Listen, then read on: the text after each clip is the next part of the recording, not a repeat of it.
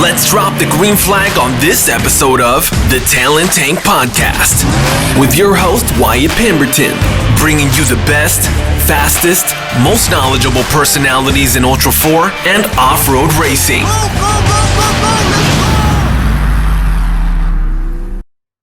This episode brought to you by the Jesse Combs Foundation as a donation from the Talent Tank and the Pemberton family.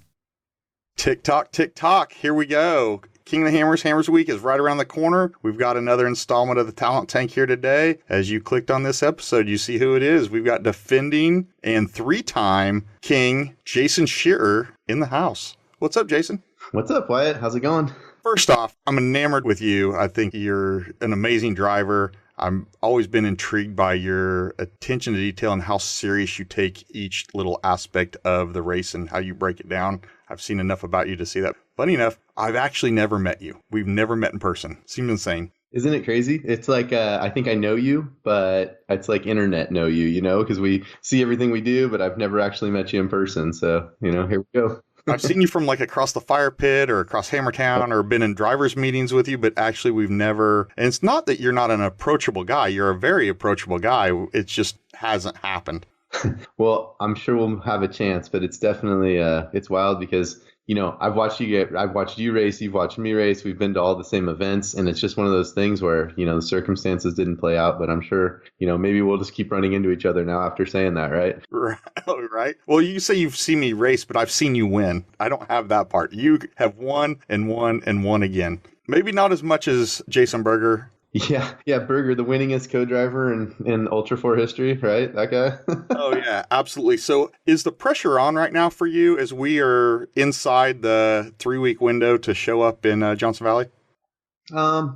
Yeah, there's pressure. I mean, it's inevitable. Just there's a mountain of logistics. There's obviously personal pressure we put on ourselves to perform at a certain level. But at the same time, I think, the 2018 win, or I guess it was, the 2018 win and 2019 win, whatever they were the monkey off our back too, because it had been 10 years since between wins, and to kind of have that feeling like we did it once when there wasn't as much competition, but can we do it again when it's like a real, sport and everybody's out there vying as hard as they can. I think that was the one where you're like, okay, cool. And we've now with the three of them, it feels like we're in that elite company with Shannon and it felt good. So I feel like we've got the pressure of wanting to always be our best, but not necessarily the pressure of like proving it to anyone else other than ourselves. Yeah, your first win was in 2009, and I know we're going to certainly go into your racing pedigree here in a little bit, but it was the genesis of Ultra 4 was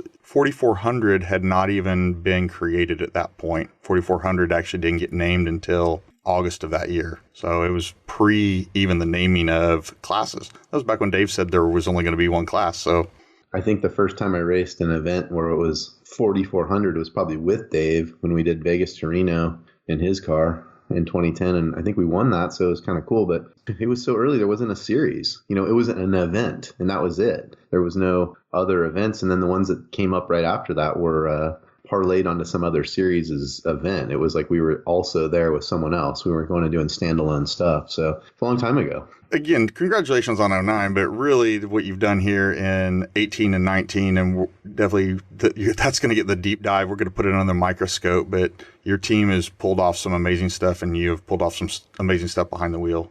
Well, thanks. It's not just me, man. It is definitely a lot of people that have made it happen. That was sure a cool time back then. That was that era where we switched to the transition away from just the traditional rock crawling to the what is now Ultra 4 King of the Hammer stuff was, it was kind of interesting, that time frame, right? Like going and building a car for the Hammers was pretty outside the box. And, thankfully Shannon and Nick and Don Campbell, like it was a really cool experience because they didn't just build a car. Don and, Nick and everybody, they took the time to teach me how to build the stuff. And so then we were, able to do it. And that little transition right there was like, okay, I love building it. I just didn't know how. And it allowed us to go do all this. So I owe everything to those guys for sure. So as we come down to the wire to exactly load up and box up and roll everything out, start executing a plan, start executing logistics, what is your number one pain point today? making sure we're ready for where 5 years from now is, the doing it right today so that we're prepared for where the sport's headed, and making sure that, we don't get past financially, performance wise, everything else that goes along with it. That's my biggest worry right now, is that, some guys are going to hit this. The sport's about to explode, and I hope we're there for the ride. That's what I'm worried about. I hadn't even pondered this segue in so early in the episode, but I do want to follow down this path that, the car is only a fraction of the big picture. The driver's only a fraction of the big picture. Marketing's only a fraction of the big picture.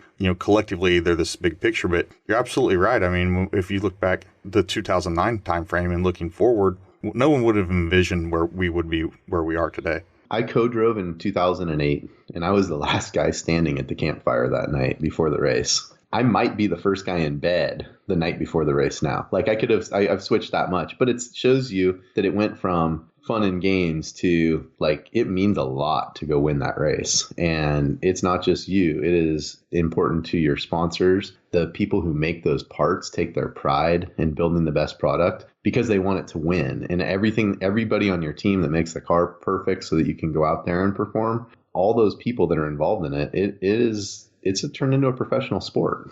Oh, I think it's beyond professional. I mean, it's several $100,000 cars, borderline, we've seen some cars that have come out that have really reached up there in price. But again, the car is the cheap part.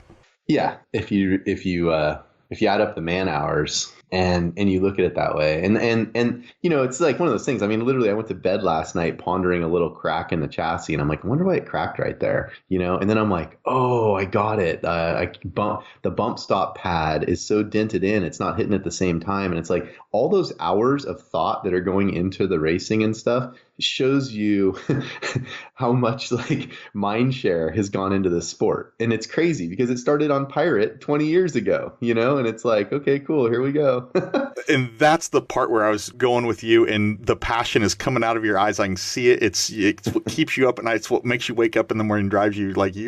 I love that. You came out really fast. This is the animal that I have harnessed within inside me that I have to go prove it every single day. And that's that. Why to do this and why? Yeah, and I think that's what I've fallen in love with. I mean, the race is rad, but the race is just proof of all the other hard work, right? There was a great segue, years ago in the sport where guys like Easy Rick, they said stuff like, well, you think that's a great idea, you'll find out on Friday. And it was like, you're right. So all year long, all your ideas and your thoughts, whether it's setting up better communications between the pits or working on your fuel systems or whatever it is, it comes down to, if you think you are better about it, you'll find out on Friday when you're testing against every other person out there, and or put to the test against every other person that's had another 364 days to think about it. And that is a badass thing to think about. You know what I mean? Like how everybody there is putting in all their effort into it, and who's got the best mousetrap. Oh man, you remind me. My father, he cracks me up. He likes spreadsheets. So he will do a gear, going through the gear calculator and the shift calculator on our land speed car. He'll go through it, and then he'll send it to me like, you should be able to do, based on that drag coefficient, that you should be able to do 282 miles per hour. And that's going to be good enough to be 5 miles over the record. You'll go to impound. And I'm like, man, Dad, that sounds amazing. You go ahead and just mail that in for me. Just email it to them and see if they'll just send us that trophy. Just give us the record. We proved it on paper. And then that's right. Yeah. He'll call me. You still have the race. It's not just around the campfire that you're like, well, we won. Right. Go prove it. And yeah, exactly. Using, Rick as an example. Rick is a keen one on that. Just say, well, I think that's a good idea. And I've heard him say that and read him say that. And yeah, man. So kind of my hook here is, are you going to be the 3-time king? Like 3 time in a row. That would mean you be the 4-time king. Do you think you're going to be that guy this year? Honestly, I think for the first time, somebody will have to dethrone us right now. And that can be a $2 wire connector because it's happened to us in the past. But we've got every other aspect of the program pretty much. Wouldn't everyone want more power and a faster car and everything? Yeah, but with what I think it takes to win the race and what I think we need to do from a personal preparation on working out, training, having our pits ready, having the right crew chief with the right guys underneath him as mechanics so that each person's responsible for things. So the car comes out of there ready to go. My co-driver being as dedicated or more dedicated than I am almost to where we know what we need to do to perform. Having the right tires, the right shocks, the right wheels, the right brakes, the right everything that needs to be there from the performance side. Spending the time down there. I mean, I've been down there. I've been testing. I've been driving. I've been working on it. I've been a little distracted doing some other stuff, which was fun with like the Ford guys doing the Bronco deal down in Mexico for the 1,000. And we're going to talk about that. Yeah. And I mean, seat time though, right? Like it all crosses over. The more time you're in the dirt, the better, I think. And all those little things, if somebody wants to go out there and beat us, like I respect the heck out of it. Cause I think, there's always faster guys. Can they hold it together till the end? I mean, I battled with Nick Nelson last year, Tom Ways 2 years ago. Tom, you're crazy fast. Nick, you're crazy fast. Lauren, you're crazy fast. You got to still finish. It could be us next year that has like, well, we just went a little too hard, but I think we know the formula to keep it under control. Like, don't get yourself at 180 beats per minute, wasting yourself away for that pass in the desert, 32 minutes into a 6.5 hour race. Go all the way to the finish. Hey, I would have been okay if you spoke about yourself in third person there and been like, and Jason's really fast. I mean, I will say this. I believe that there's at least 10 guys, actually pushing probably towards 20 at this point, where it's everyone's race to lose. Exactly. That's where it is. And I think you have proven time and time again that you have a clear head under pressure, and no one's doubting that. I was just want to see what your reaction was to being asked if you wouldn't win. I mean, I think odds are you were up there. There's on any given day, there's, I think, at least 15, if not borderline on 20, that it could be any of y'all. I agree with that. You get guys like Cameron, you were talking about a second ago. It's crazy. They're going to show up in a car that is badass and he can pick lines. Like, the dude can drive. Like, I think dirt biking is a great segue. Look at Randy Slauson. I mean, all the guys that had dirt bike experience, they see a line that you have to, if you want to be able to make up something on, make it up something on your dirt bike, and that throttle control that goes along with that line, on clutch control on a bike and everything, but just that patience to hold that and then give it power when it needs it, not too much, and break the tires free and all the stuff that goes along with that little finesse Cameron has. And he's going to hop in a car. He hasn't been on the list of those 10 guys, dozen guys, 12 guys, whatever yet. And all of a sudden, here's another guy. And I think that's how I felt 2 years ago. I was like, Paul Horschel, holy crap, this guy's fast. Like, and he built a badass car, and he's an incredible fabricator, not to mention a super nice guy. Every year, more people are coming in, and all the other sports, they're all falling out, and this is the sport where everyone's headed. Yeah, we've seen the compression in NASCAR. We've seen the compression in circle track. We've seen the decline of drag. We've seen it kind of everywhere, and even straight up desert racing. It's also contracted as well. But Ultra 4s continue to push and push and push and get bigger and bigger. Each class has gotten bigger this year. I heard Dave reading off during the live show the other night, the starting orders or the qualifying orders. But the UTVs was insane. How many UTVs they have going? That's just, that's absolutely bonkers. And like, it's so cool because, when we were working with companies and it was sort of smaller, like the sport, it was a tough thing to be like, hey, is it cool if we get a discount on some of this stuff? But, we've grown into it. And now it's like I call over to Sparko and he's like, dude, we don't have any seats. Apparently everyone in the world is racing a UTV this week, this next. And you're like, oh, it's crazy. But how cool? Because you can go buy a UTV, do some mild mods to it, and go race King of the Hammers. And like, I think some of them are going to be like, holy crap, what did we get ourselves into? But it's still like so cool that it's obtainable for anyone to go do. And then you still have a fun car for the rest of the year after that. You can go play. You know what I mean? Absolutely, beyond a shadow of a doubt, the availability and the accessibility of what Dave Cole has put together with Hammer King and the Ultra 4 series with all the different classes, from stock class to pro mod, to either you can go on to Race Desert or go on to Facebook or any number of places and find used cars for sale, find your way into a car, find your way into racing. Go have a new one built. There's a ton of people that are making cars. Yeah, really good one. Either, cookie cutter, talking about Randy Rod's guys, joke about the cookies, or, full custom cars like yours, going to guys like Trout and company, or going down to Gilbert, Arizona and talking to Campbell's into what their specific recipe is. Tribe and I mean, there's so many right now that are building cars that are good enough to win without a question in mind. And it comes down to tuning, which is something that we should talk about because we have a really good friend on our team, Ben Bauer, And he's been building this car that he's been working on for a dune car for fun I kind of feel like for as long as I've known him, he's been building the same car. And it's one of those deals where like the other night I talked to him and I said, I think you need to finish it and then go out and worry about tuning on it and making changes later. Because if you keep trying to wait for the technology to come around that you want for the build, and you don't just get out there and race it, it's really tough, and I think that like the UTVs, it's cool because you can just go buy one, do the mods to it with any of the builders. The Ultra 4 cars are a little tricky because it's like, what do you build right now? Eric Miller's car, one of the baddest cars on the lake bed, but do you build a solid axle car or do you go build an IFS car? And it's like, I don't know. Eric's there in the rocks, we're there in the desert. The IFS cars are a lot of work to maintenance, and solid axles are a lot less cost and prep. There's so many things going on, but tuning, I think, is the differentiator right now. So the guys that are putting in the effort in getting everything dialed in, and Eric's out there working on it, that's why he's fast. And I think all those guys that are fast, they're putting in the hours that you don't see behind the scenes. I talked to Jeff McKinley the other day, Iron Man. Oh, yeah. And he was down, he switched over to Fox and he was down there and he asked me, tell me about this. Is it really worth it? And all the kind of stuff that he's going through to tune. And I was like, dude, you call me when you leave there. You're going to meet Mike Kim and you're going to go, oh my God, I feel so much. And he called me, he's like, you've been cheating. You've been cheating all this time. I'm like, well, I told you it was better.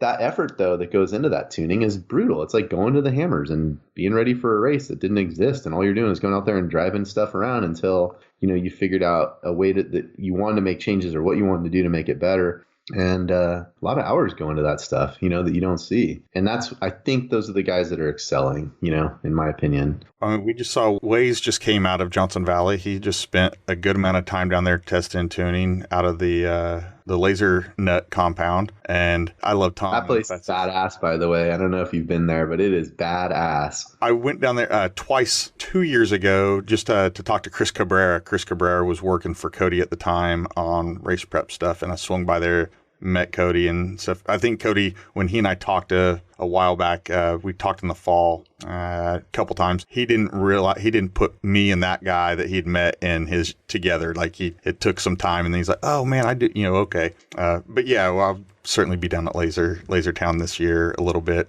It is a fascinating place. I was able to spend the night there last month, and it is so well finished out. Like his idea and his concept behind it and everything. At first, it seems crazy to have like just a bunch of containers on like a bunch of I-beams, and then because I saw it during construction, and I was like, wow, it looks a little like it's gonna be cool, I guess, but like maybe a motorhome would have been easier, right? And then you walk in the door and you're like, oh my gosh, this is as nice as like 99% of people's new homes. Or better. I didn't want to say that, but it's probably better than most people's houses, right? You walk in and it's like warm and the fireplace is rolling and there's a big screen TV and everyone's hanging out at the couch. And I'm like, damn, Kody, this is sweet. And he's like, and you can take as long a hot shower as you want because we have like a crazy amount of water on the well and we got an Insta-Hot heater. So just take a long shower. And you're like, at the Hammers, you could take a shower, So it's a pretty cool getup that he's got over there. And he was nice enough to host us too when we came down to test. That was really cool of him. So he's got a cool pad, I'll say that. Yeah, they didn't let me pass the shop. It was the paddock. That was as far as I made it. The Dave and Gerald's place is cool too. I don't know if you've been there, but that is like the compound of all compounds for testing. Pretty cool. They used to, well, I don't even remember which cartel it was, but that used to be like a strip where they're flying, the cartels were flying drugs in and out of there. To the Hammers? Yeah. I guess there's some pits out there next to Dave's shop where they uncovered them where there wasn't anything in them. They were empty, but. Yeah, that's cool thing. But that's a cool spot over there he's got too. And it's so nice because it's like really easy to get access to it from the road. If you want to go and test and have a whole group of people down there, test, A, B bunch of parts. It's such a great spot because you can throw your stuff on the lift and go up and down and make the changes and then just run right back out into the desert. And you're like in a huge warehouse. It's huge. That place is massive. It's massive. Like, yeah. Well, we have jumped around a little bit here, but we're going to dig into the actual interview itself and get into your head and get into who you are and your past and everything. I think some people know who you are. Some people don't. Like I said, I've known who you are for 15 years, but we've actually never met, which again still cracks me up. But you're a California guy, Northern California, you like East Bay. and you currently live in, it's eluding me right now, Danville? Danville, yeah. You get it right. Which, I mean, I kind of grew up in this area, so Danville, Dablo, it's kind of like a sister town to Danville. It's not like very far away. I grew up, I mean, as a little kid over in the, Oakland-ish area, and then Lafayette, Orinda, and then out here, and kind of stayed here my whole life. A little bit of college, went away, went to San Diego. My buddies took me, and my uncles took me down to Baja, and I was hooked on that instantly. What age was that? I was 19, 20, and I was playing college baseball and trying to make it to class every once in a while. And it was really fun. We had a good time. And then, shortly thereafter, my dad called and said, hey, he had quit his like kind of corporate life job of like 23 years. And right when I was about probably 16 or 17, and started his own company. And I would help him. I would spend my whole summer working for him and everything when I wasn't playing baseball or whatever. And I always liked working for him. Like I enjoyed the work, and I liked to learn the stuff and everything. So had a lot of fun doing that. I actually worked since I was like 12 with him. His other job too, I'd go down and clean equipment and everything for him. So spent my summers and all the breaks and everything. I went to work with him every day. My mom didn't like say, oh yeah, you just stay home and play PlayStation like the kids now, but I would just go to work, and I always loved it. So, when I moved back here, when I was going to college, I came back because he needed help, and kind of dropped out of school. But at the same token, it was cool because I was making money and we were building a company together. And that's your current company, Pelican Group? Yep. 26 years of working with that stuff, which kind of blows my mind, but pretty cool. You know what I mean? It's pretty cool that it's all grown and done what it's done. And then do you just have the one sibling? Do you have Casey? Is he it? Yep, that I know of. Yep. Yeah, that you know of. And then Casey's a racer as well, or was a racer as well. Last I saw, he acted like he's fully retired, but he had a really, really bad wreck recently. Yeah, I don't think he should get back in a race car ever, but I don't know if he ever stopped being a racer, right? He was actually a racer before I was. He was racing go-karts. I always loved them, but I never had any real reason to go race them. And my girlfriend had a girlfriend, and that girlfriend's friend was a dirt bike rider, and our weekends were spent dirt biking. I'd rather go dirt bike riding with him. He was a pro racer, and it helped kind of show me what a pro race like life was like. He didn't, maybe for better or for worse, he didn't go home and drink a bunch of beer and hang out, because he would have to go like mountain bike after we'd go dirt bike riding, and he'd clean all the bikes, and he was meticulously organized. His shop was like spotless, and you could like eat off the floors in there literally. And he careful about what he ate, and he was totally into the fitness, and he raced well into like his late 30s, which is pretty unusual, still winning GNCC championships and stuff. And so, he was really good, and it was cool to ride with guys that were really good, because it showed you, maybe what you were capable of faster than if you were just riding with your friends, Yeah, you up your game. I started doing the trials bikes. I got hooked on trials bikes. I really liked the skill set it took to ride them. Oh, all balance, right? Yeah. So, my brother's racing go-karts, and I started competing in trials, which is sort of an obscure thing. It's not like, it might actually be more popular today because guys like Kody Wagner and stuff have kind of like put a good light on like a trials background going into hard enduro and stuff. But at the time, it was like kind of a different sport. It was like almost like it's something that happened. It was popular in the 70s and 80s, and then kind of just fell off. And here I was out riding them, and I loved it. And so I was competing in the Sacramento pits. I got a call from a friend of mine that was in our Jeep club, Bob Rice. He said, would you like to spot for me at one of these first rock crawling competitions of all time? Because you understand how the gates work from trials competitions, and a dab is like a backup and all the stuff. And I'm like, yeah, let's go. So we bomb off to like Las Cruces, New Mexico or whatever. Now all of a sudden I'm in four-wheel vehicle competitions, like, with same with my brother. Yeah, you're jumping way ahead of where. Oh yeah, no, it's all good. I was just gonna say. So though. Casey though was doing really good in the go-karts. Like he was killing it. Yeah. And I would go to those races with him, and these kids were amazing. And it turned out it was like he was racing with Scott Speed, AJ Allmendinger, and my brother and Mamo Gidley, and like he was racing all the top guys that all went somewhere in their sport. Like they all made big careers out of racing. They all went to NASCAR at some point. Yeah, I guess that's true too. Well, Mamo did more road race stuff. Scott made it to F1. Yeah. Allmendinger. Everyone's heard that name. Yeah. They probably didn't think about it until they just heard it and they're like, oh, I do know that name. Yeah, so Casey was really doing well, and it was really cool. And then he stopped. Like, once you're done go-kart racing, there's not like another level unless you get picked up and go do something else. So did a little stock car stuff and that, like on the Southwest Tour crap, but never like got anything. And so that was it. That was kind of the end of that until he got back into the UTVs. He wanted to go racing. He did good, dude. He won the championship for the first year. He won like a bunch of races. Yeah.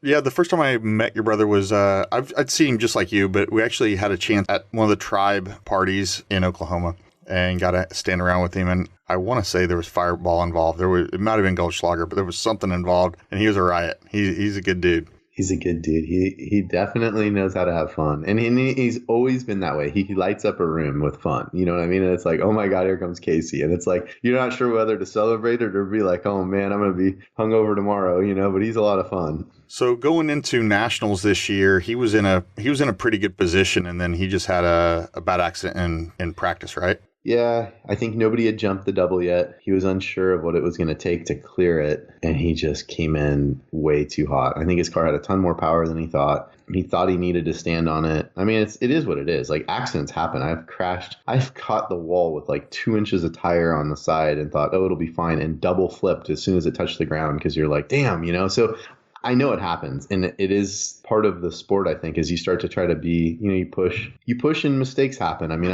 I've spun the tires at the face of a jump because they had just watered it and come up short on the double and just rip the whole front end of a car out. And you're like, oh, what a bummer. You know what I mean? But you do it, and then you realize that, like, okay, that's part of racing, and mistakes happen, and you move on. His had a super big effect on his entire life, and that's not necessarily the normal crash. It just got him wrong. And I mean, dude, he had every piece of safety equipment, all the best stuff. His C7 vertebrae was exploded to where it was like almost an inch apart. It wasn't like it was like a minor crack or one of those things. So he had a triple fusion and a cage installed. And he is still, a little slow to recover. But the thing is he's got feeling and control of his legs and muscles and everything else. The nerve damage that he has is minor. It's going to get better and better. Probably never be 100%, but at least he can continue to strengthen the other muscles and get his body back into the same position he was before. So he'll be fine. I think that's the most important thing. And I've been trying my best to motivate him to stay on track to get all of his stuff going. Like the other day, I was like, dude, sell your Dodge, sell your Ram truck, right? You don't need it anymore. You're not towing a trailer, and go get a Raptor and go Raptoring with us, right? And so I told him that. So cush. So yeah, cush. and it's so fun because you can still get out and go do stuff, but you're taking your family now. And so it might not be racing, but it's a great switch because you're going out, you're still flying up and down fire roads, but you're not going to wreck your Raptor out. Like, you're just not going to do something stupid, right?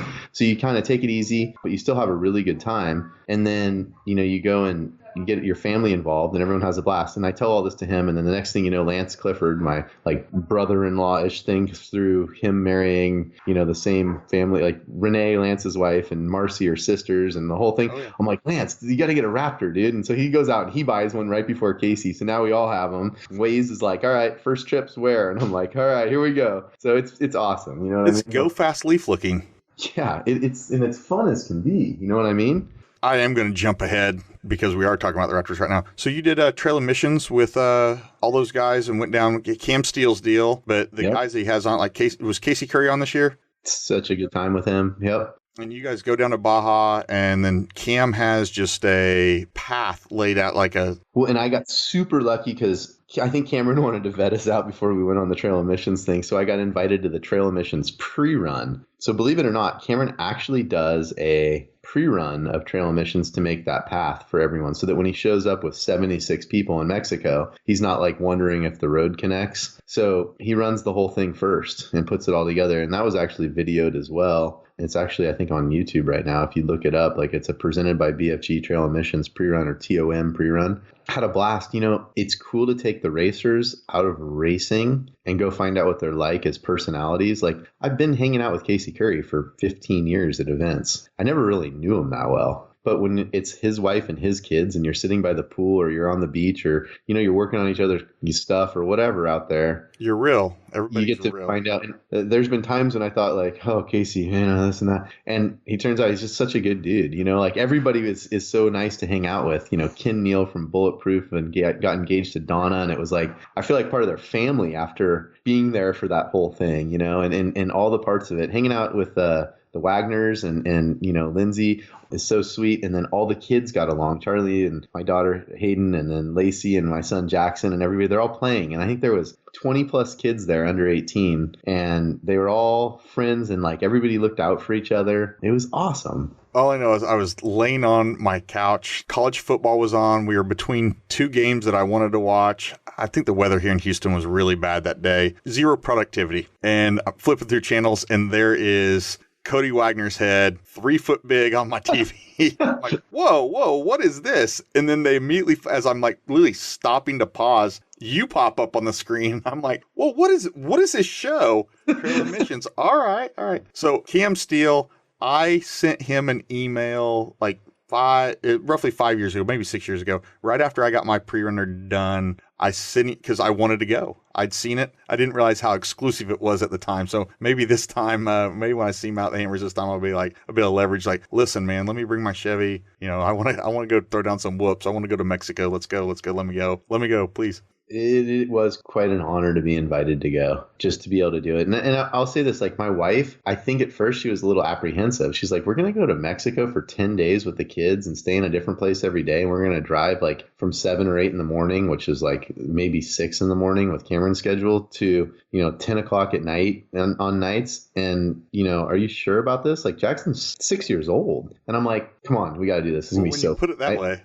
We get down there and we do this trip, and I'm like, what'd you think of it, honestly? And she's like, it was epic. And I'm like, yeah, that's how I felt too. So epic was her words, and she hasn't said that about too many things in life. So she reserves that for stuff that's really special. She loved every aspect of it. So yeah, it was really cool to be part of it. I really want to go again this year. So, hopefully we can win another Hammers and get the invite.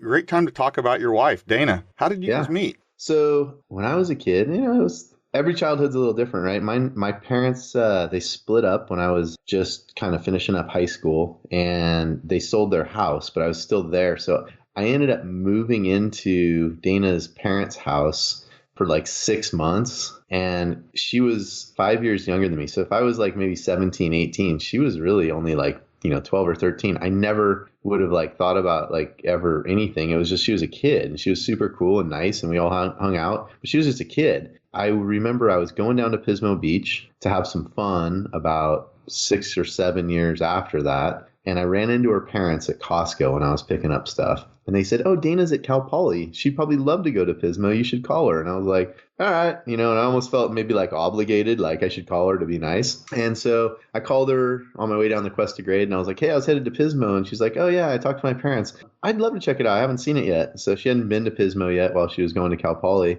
I basically picked her up. Jeff Mello said I could drive his race Jeep out there. He had a cool little Pro Arena Jeep. And I got her in there and gave her a little song and dance about scaring her pants off, and, if they'd stay off, and the whole 9 yards. And the next thing I know, I'm out there jumping Jeff's Jeep, looking over, making sure she's scared, in the air. And that was it, though. We had a great time. Like we were like, knew our families, like everybody knew each other. So it was really natural and easy. And she's just like such a good person. She's, back in school getting her master's in architecture. She's really smart. She, Cal Poly grad, was doing construction management. So she understands like design and build and everything. And so, she's really just a great partner in life and super fun. And in your corner, right? Just pulling for you. Yeah, totally. Great mom too. You know what I mean? Our kids, she's always on it with all that stuff. I certainly couldn't do it without her.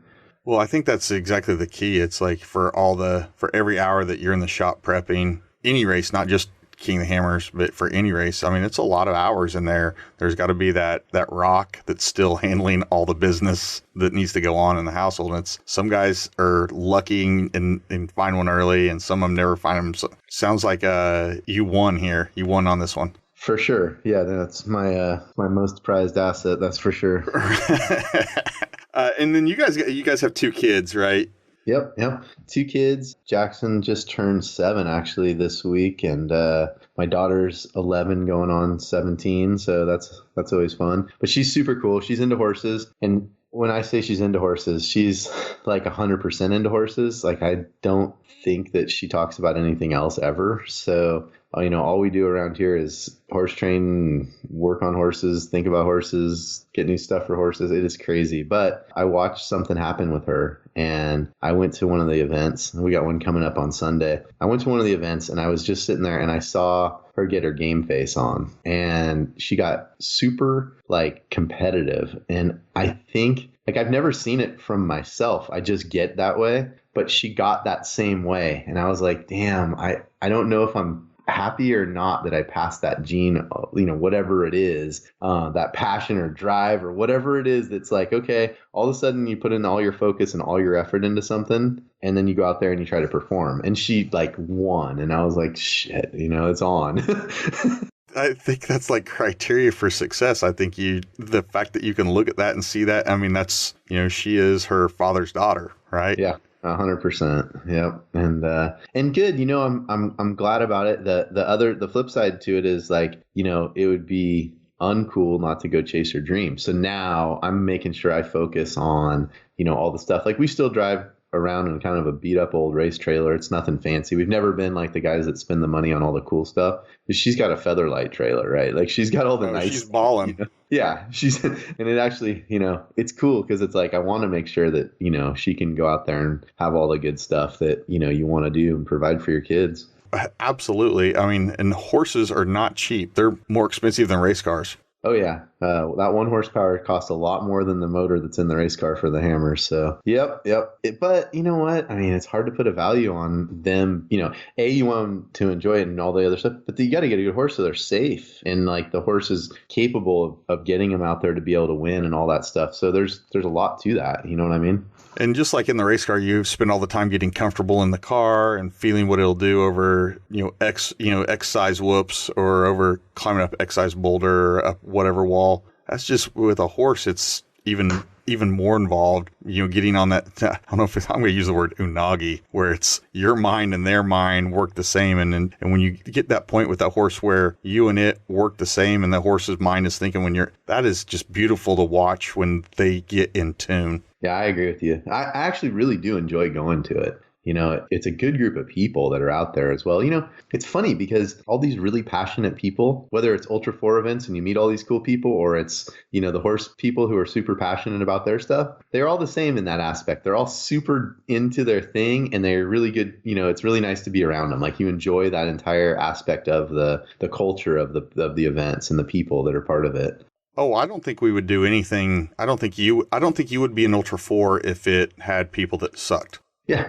No, I wouldn't. Yeah. Nobody would want to go. You know what I mean? I think, from my standpoint, I would have fun digging ditches if I was doing it with my buddies. Right. Me too. And same. Digging ditches sucks. But I mean, that aside. But you guys have some fun stuff that, at least what I've seen on your social media over the years and Pirate. But the thing that really intrigued me is you guys have some Snowcats. Yeah, we have some fun up in the mountains, man. We really do.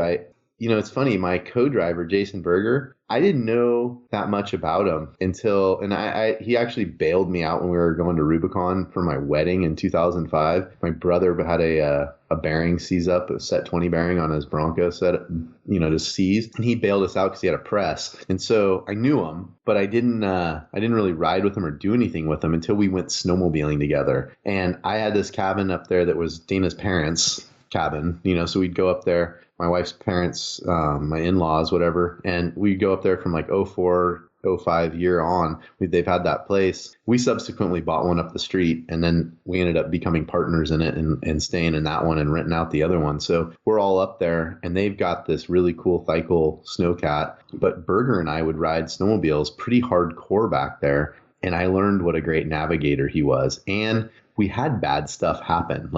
Berger decided he wanted to cross a river and ride across it on its speed and try to make it to the other side. And he hit the bars when he hit the water, jumping off a 6-foot ledge of snow. It the impact was way greater than he thought. So he chest slapped the bars and then needed to go full throttle, but he had hit the kill switch with his chest. So he was dead in the water, and he looks over at me. He's all, help me. And I'm videoing it. And I'm like, and this is like video on a camcorder, right? This isn't like iPhone video. And I look at him, I'm like, oh, I hate you. And I just like drop the camera and jump in a river. And we got to walk the snowmobile like back uphill and break down the snowbank from the water side so we could pull a sled out of the river. And I looked over at him and I said, dude, I think we're in trouble. We're freezing cold. It's 25 degrees out and it's about to get dark and we're wet. We've been standing in water. And he's all, yeah, no, here's what we're going to do. We're going to pull the plugs. We're going to flip the sled over. We're going to pull it 20 times. We're going to put the plugs back in it. And if it doesn't start, we're going to jump on your sled and ride out together. I'm like, okay, well, you thought that all through before I'd even like gotten my panic on, right? And I learned right there, the dude can handle pressure and has a plan all the time, no matter what's going on. From that day on, I knew when this thing came around, he'd be my co-driver. Thankfully, now we got a Snowcat to bail us out when we get stuck back there in the backcountry, you know? Right. Sat phones and Snowcats, you can do no wrong, you know? No, yeah, when you guys showed up with that Snowcat, I was like, wow, how cool is that? What year is that thing? So that's an early 70s one. It was in the Calgary Olympics. It was pretty beat, and then I did a full resto on it. You know, it's a pretty simple drivetrain. Like, it's a straight 6 and a C4 with like a pretty much a piece of equipment, like a tractor rear axle with like wet brakes in it and everything. There's nothing too fancy about it. And then they adapt all that stuff down. It looks like Dana 60 axle flanges in the rear, like an 8-lug wheel that spins the tracks, right? But I foam filled the tires. My buddy Doug Kennedy rewired the whole thing. We put like a Rockford Fosgate subs and stereo in it and red lights on the inside and heaters and fans and then HID rigids all across the front and everything. It's like super fun to go out. It's got worn winches front and rear so you get stuck in it and you just pull it off the tree somewhere. We have a good time in it, dude. We take a cord of firewood in the back. We pull it up to a dead tree in the forest. We dump, you know, some incendiary devices into it to get it started, and we burn that whole tree down out there, and it takes about 2 days for the tree to burn down. And so we keep riding back to it on snowmobiles to warm up when you're out there snowmobiling on that dead snag that we started on fire on Friday night. So it's good times. Wow, that sounds fun. I'm going to have to self-invite myself. I need to get a sled and come out there and be like, let's do this. Good stuff. Jumping back to, we talked about your father's business, the Pelican Group, and you working for him all the way up from as a very young kid. Finally, you know, when you left college, playing baseball. By the way, we skipped over baseball a little bit. What position did you play? First base. First base. Yeah, I'm left-handed, so sort of handicap. Can't be at short. You could either basically be a pitcher or first base. That's, you know, or I guess you could play right field or something, but yeah. No, I mean, it was, that was my sweet spot. Man, I loved it. I absolutely loved baseball. It was just like one of those things where that's what I wanted to do. And then, you know, somewhere in college, and we played Cal Berkeley. The funny part is my wife Dana came to the game, played Cal Berkeley, and I watched a guy with a curved ball that I couldn't even tell where the ball was going to go. And it was like, damn. These guys that are hitting this are that much better. And I didn't think I was going to continue to get better enough to be able to play at that level. And it was like the realization. It's like, you know, when you go moto with an actual guy that's a pro motocross racer and you get on the track with him and you think you're fast and you're like, damn, dude, the dude's like 4 corners ahead in a lap. And you're like, okay, you know, you're not going to be a pro motocross racer, you know, but that's that same realization that I had when I was doing it. And it was like, I just couldn't see I couldn't even see it coming out of his hand. It was like, damn, I don't know where it's going to go. And that was pretty much when I knew I wasn't going to make it. I think everyone has that day if they're really serious about it, but it's a sport I love, and I love all aspects of it. So I love watching it. You know, my son's 12 and he plays on a select team, you know, year-round baseball here in South Texas. And it's been so cool to watch him grow from, you know, 5 years old to now going through puberty, and how his body has changed, but it's changed the way he swings or what he sees, or now he's grown 6 inches in the last year.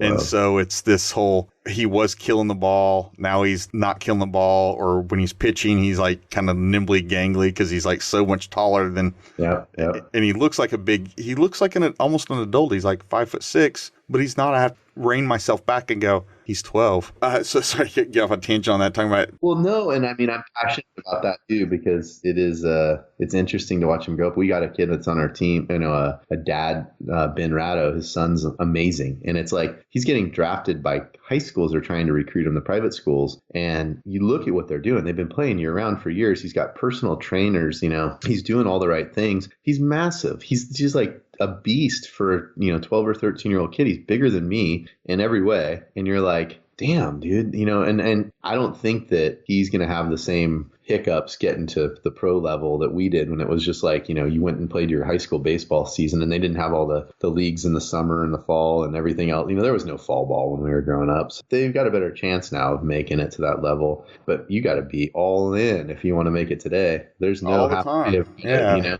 Talent's not going to take you all the way. No, exactly. Well, thanks for letting me walk down that little offshoot there, but how about the Pelican Group and what you do there and what that business is? Because it's really cool. I mean, and I'd love to hear how your dad decided to say, this is the business I'm going to get into when he started. That's a cool story. My dad decided that he had a customer. It was Greyhound Bus Lines. He became really good friends with the guy who managed the program. Now, he did vending machines and amusement games, video games for the Greyhound bus stations. He did it for a big company, Sacramento through Oakland, San Francisco, Stockton, San Jose. That was like his little territory. The guy at Greyhound's like, you do the best of anybody in the country. You have the best sales of any of the other terminals in the country. What's your secret sauce? And he said, well, I really know what everybody needs in these locations. Like, I know what I know exactly what games to put in the Greyhound clientele wants. I know that you're this much military, this much cash, this much this. And the guy's like, that's amazing. Like, that really shows that you pay attention to what we need. And he said, could you come help me?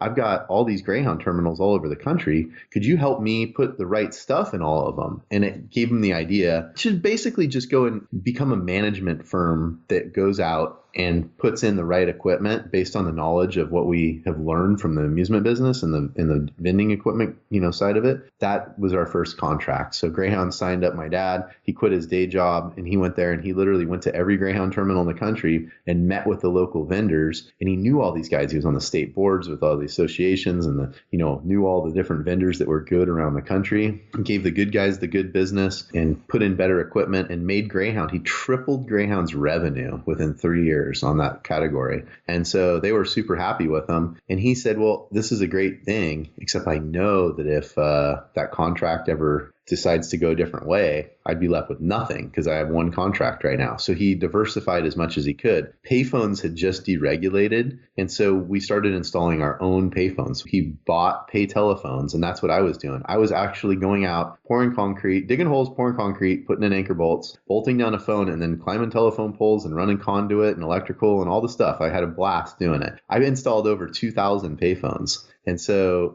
for years, I'd get up at 4:30 in the morning and go out and slam phones in and then go out and sell them to liquor store owners, gas station owners, do contracts with those guys. And it started off at like literally at the corner gas station guy until I found out, hey, there's a chain of gas stations. Hey, there's a chain of liquor stores. Hey, there's a chain of these markets. And the next thing you know, now I'm dealing with more of the corporate client, the C-level executives within these chains. And I'm like, this is where the money's at. You don't want to go sell one gas station owner a contract. You want to go sell 100 of these. It takes the same amount of time, but I get 100 locations. So I kind of figured out, so then it was movie theater chains and I went in, one category after another. And about the same time that we were rolling in that, my dad landed the Costco contract for vending. So everything was just booming. It was super good. Dude, payphones died overnight, but we were just like, okay, what are we going to do? So we evolved the business into putting in digital jukeboxes. So at one point in the Bay Area here, we had 600 digital jukeboxes. We basically had every good bar in the Bay Area that that was out there. We had the jukeboxes in it. So we were slinging music and pool tables and all this stuff. It was super fun, except that it was stressful. That business was a little bit tricky because the bar owners wanted us to be able to do service. They wanted us to take calls until 10 o'clock at night. So we ran calls until midnight, 7 days a week, including Christmas and New Year's and every holiday. Like it was, oh man, it was a monster in a lot of ways. So I sold it 3.5 years ago. My dad, my brother, and I all agreed like, hey, let's sell it to an employee, to a group of employees, and they wanted it. And so they bought it and they run it separately. And we continued to grow and focus on the management side. It's not huge. We're still it's still a small margin business. It's still a lot of work. It's still a lot of touch. And it's not easy, but we've grown into a lot of cool clients, and watch them grow. Like we've had chains like the Dollar Tree stuff for, years, Family Dollar, stuff like that. We've had these like little chains and they've grown and expanded, and it's helped our business with them. And probably 2.5 years ago, we expanded into Canada, doing the vending stuff up there. We're actually doing like micro markets, which are self-checkout kiosks. at all the Costco's all the way up through Canada, like all the way, in every province. It's crazy. So it's fun. And I love that side of it too. I like work and I like what we do, but it's still a small company. We like 14 employees. Super efficient, a killer team. Like I love all the employees. Like that's my number one priority. Families is right there, but like racing is second in my effects of what's important, because that's a lot of people's paychecks. You know what I mean? And that's it's their families and yeah. their livelihood. And there's this responsibility. It's not just for you and your family. It's for you and all these other families are dependent on you. Right. And that's a different level of stress. Most people in the world don't ever feel that or realize that or recognize that. But the small business owner, the non-corporate, he feels it every single day. Yeah, it's been this perfect balance for me over the years too. I mean, ridiculous stress levels, literally like unfair to the human body. But I love the fact that I have stuff going on at work and I've got that. And then I can take that stress part of it and go focus a little bit on the racing and be able to balance that out with like a really passionate, like something that you really can go do. But it can be so easily overwhelming to get focused on the racing. And then that makes you not feel good because you got all the work stuff behind you. So I have to do it the other way around, where my outlet is to go do the racing because the work stuff is so important. And it's been a little tricky over the years, and I've done a lot less racing than other people. And I commend them for being in the position that they've been able to say, take the plunge, take the risk, just race full time. But I've never been in a position, because I had the business first, to ever make that kind of a choice. And that's okay. Yeah. That's okay. That's their thing. I mean, it seems like just watching you focus on nationals and you focus on King of the Hammers. Yeah. I mean, Kill both of them, by the way. Kill both of them. I really like I really like Baja. So I think I'm going to put that on my list of things I want to do. I do want to race a trophy truck in Baja. Like that's on my bucket list. I've been a co-driver in Baja, but I want to race the truck. I'm ready to do it and see what we got. Well, I think this is the perfect place to segue and start talking about your early years in off-roading as we walk our way into how the king became the king. How'd you get into Jeeping, man? How did that happen? Oh, okay. Pretty easy decision. Like, what car are you going to go get when you're 16? And my buddy that I was dirt biking with as a little kid had a Jeep. His parents had a Jeep, and they would take us up to the Barrett Lake Jeep Trail. And we would ride our dirt bikes in, and they would Jeep in, and they would cook us hot tang. We couldn't drink beer, right? We were like 12. They would make us hot tang, and we'd sit there underneath the stars at Barrett Lake on the warm rocks behind us in the cold air and the mountains up there, and just look up at the stars. So when it became time to figure out what kind of car I wanted to get, it was almost like a non-question. I was like, yeah, we should get a Jeep. What I didn't think we would be doing was the day I turned 16, we're out wheeling them like crazy and everything like normal kids. But then I was like, hey, why don't I tell my parents I'm spending the night at your house, and you tell your parents you're spending the night at my house, and we'll go to Rubicon this weekend. So we were 16 years old going through Rubicon with no parents, no supervision. And there was a couple of trips that we took that first summer where we went through the whole trail on Saturday and then turned around and went through the whole trail again a second time on Sunday. We loved wheeling, but we also didn't drink yet. So we didn't see the part of it where people would go up and hang out by the lake and kick their feet up. We just wanted to drive, right? So we were just wheeling all weekend. It was great. But that was basically the start of the Jeep addiction and the wheeling addiction. Now, did you meet Melo during that time period?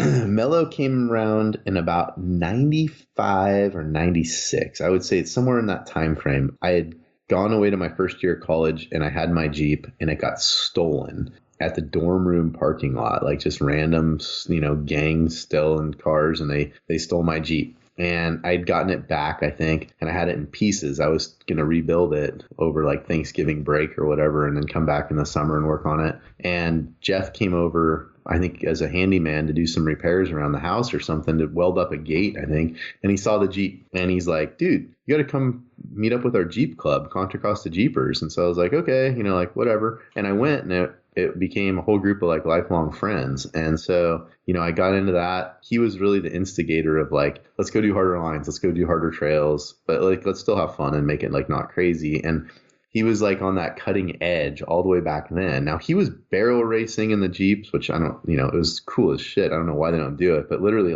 barrel races in your Jeep. And he had all these trophies on the wall. And then they got into the tough truck stuff, or pro arena, whatever you want to call it. And they were doing all that. And I didn't really get into that. I wasn't into the racing stuff. I did crash his once. I always remember I landed it off a jump, and that was probably like one of the first times I ever jumped a truck. And I landed so hard it nailed the front frame horn into the ground, and I like bit the end of my tongue off in the helmet, and I was like, oh my God, dude. So it wasn't a good first time out, you know. He was always a ton of fun with that stuff. And so Melo's been a great guy on all accounts, you know, and we've had so much fun over the years, you know. Yeah, I remember seeing like back in the pirate era of you guys working or prepping out of or just wrenching out of his barn. He had a barn. Yeah.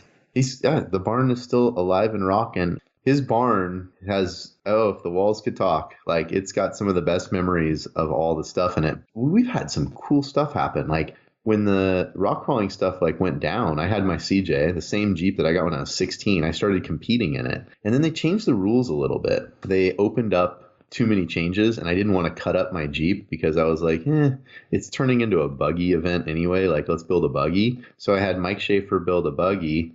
And he was in Oakland at that point, right? Yeah, well, I guess. Let me think about that. No, he was in Reno at the time, or Carson. He was up in Carson City. So he's down here now. He's down there now. Okay, no. Yeah, he was in Mountain House. Yeah, he was in Mountain House, right?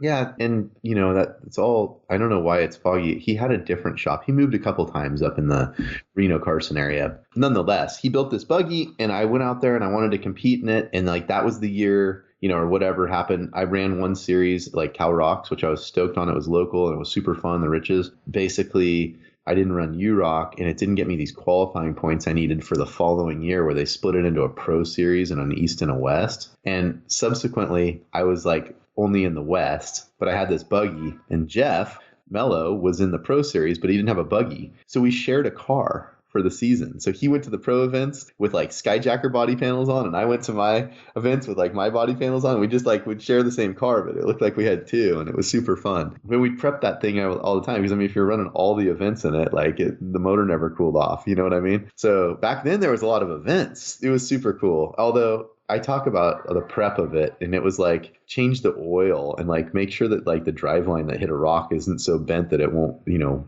just licorice stick on the next rock, but it, you know, or pretzel up. But it basically wasn't like today where the prep is so ridiculous, you know. But it was a lot of fun, man. We had great times together. No, he is such a great guy. He was the first KOH too. I co-rode with him in 08. Yep. Yeah. 08. And then you came back and went it the next year as you as the driver, right? Yeah. Well, that was a cool segue too. So basically, I don't know if I'm screwing up your interview, but No, you can't. There's no way to screw it up.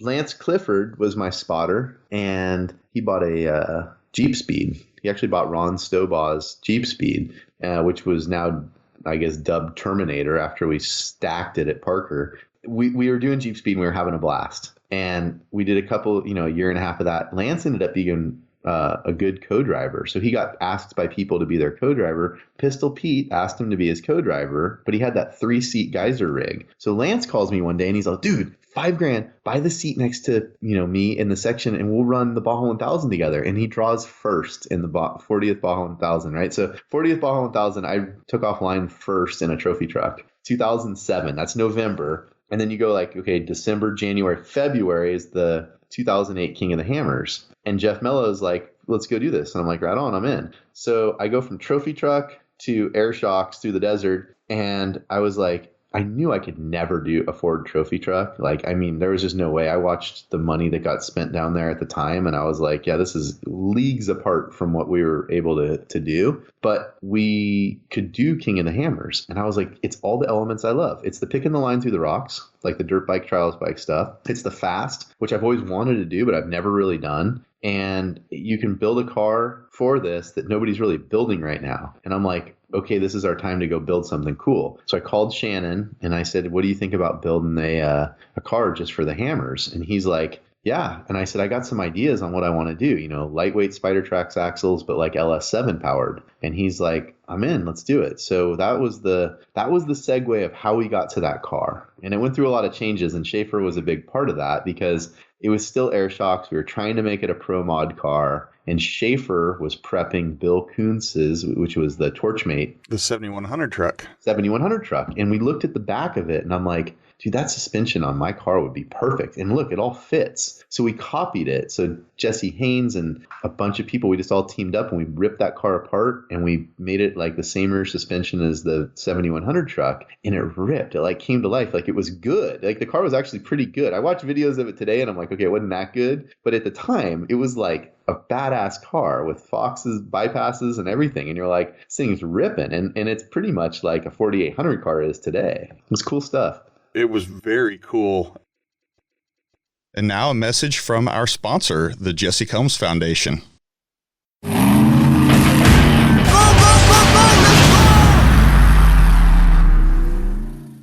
Today we have on and joining us, we have Adelle Adams from Warn Industries, Warn Winches, a trailblazer in her own right with almost 31 years of service with Warn, being an amazing woman in the off-road world at such an early point in her life and still there, just speaks volumes about her. Adelle is a member of the Jesse Combs Foundation board. And welcome, Adelle. How are you?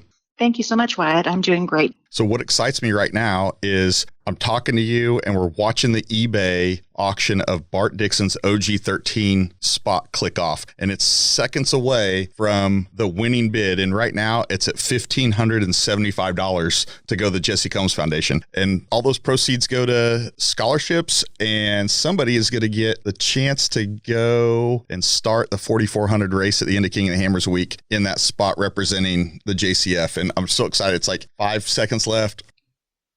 Oh my gosh. It's so exciting. So exciting.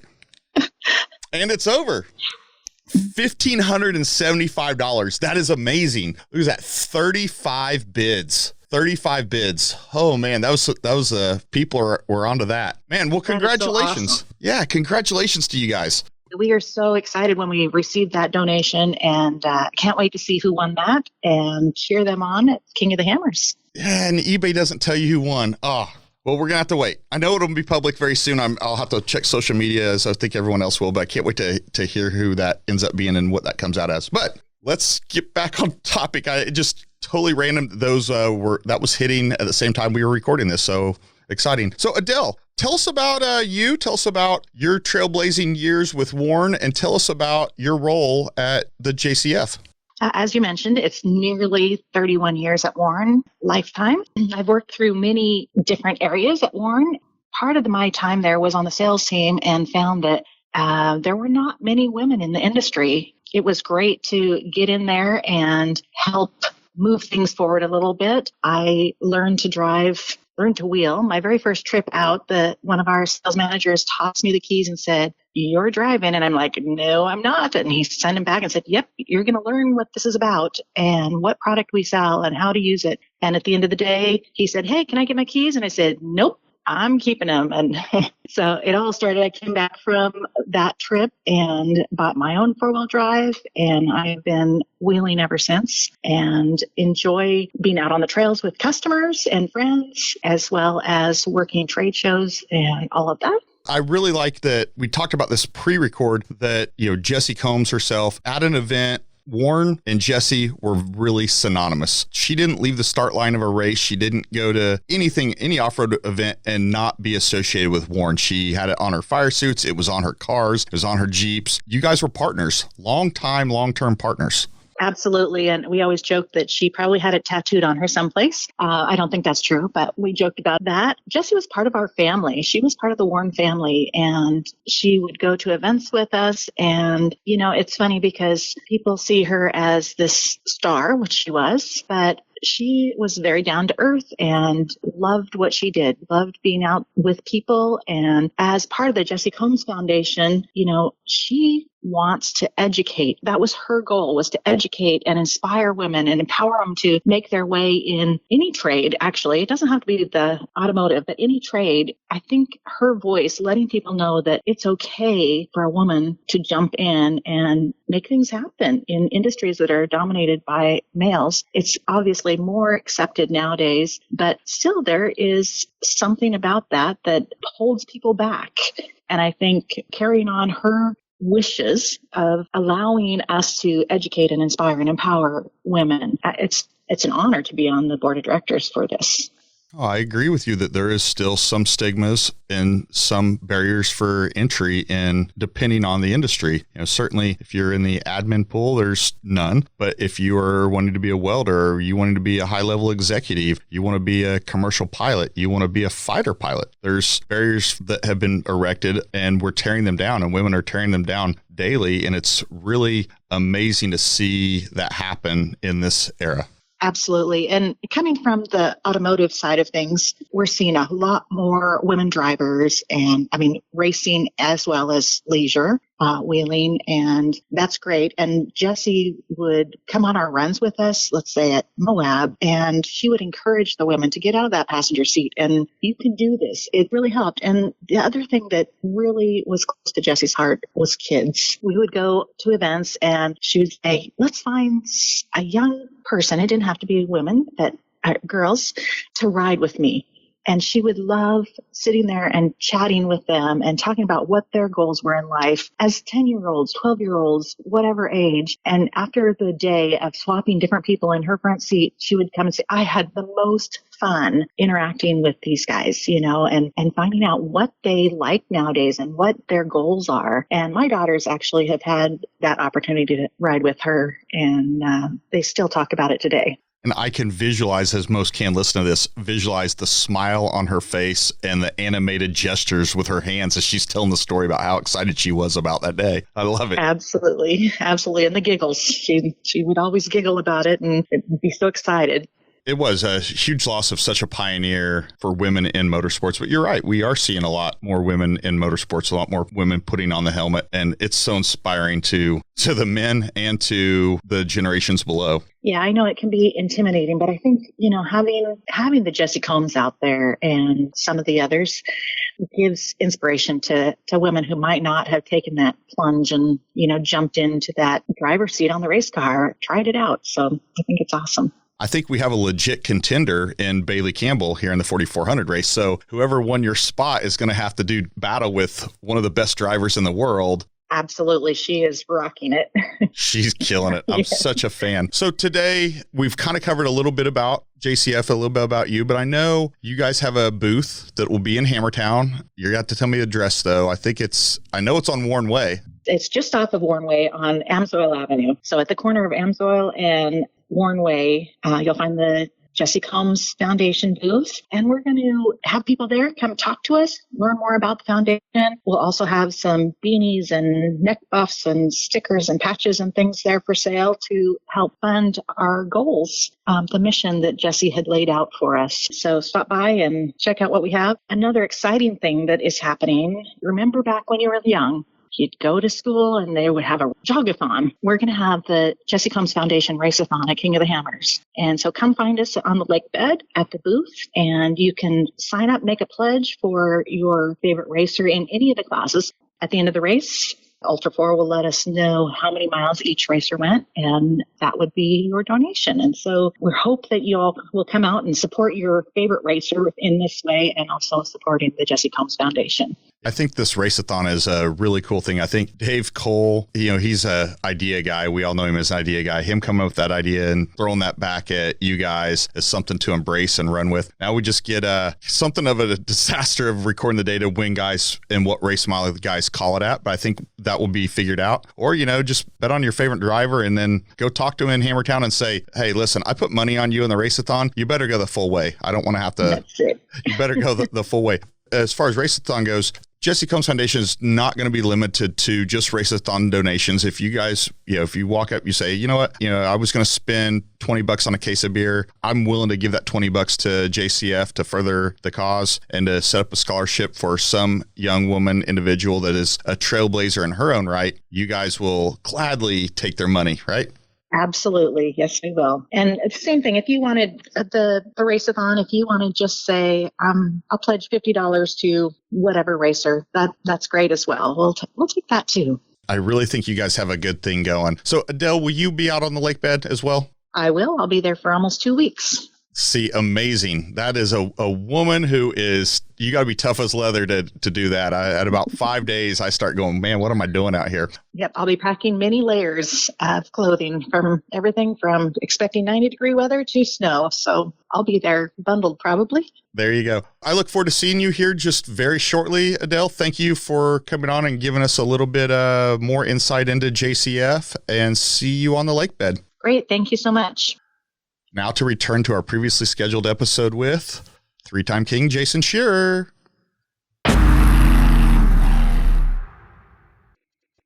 So you brought up Lance having bought that Jeep Speed, Ron Stobaugh's Jeep Speed, and I remember a lot about that. But I mean, Lance was a champion in that thing. How many Baja Thousands did that thing win?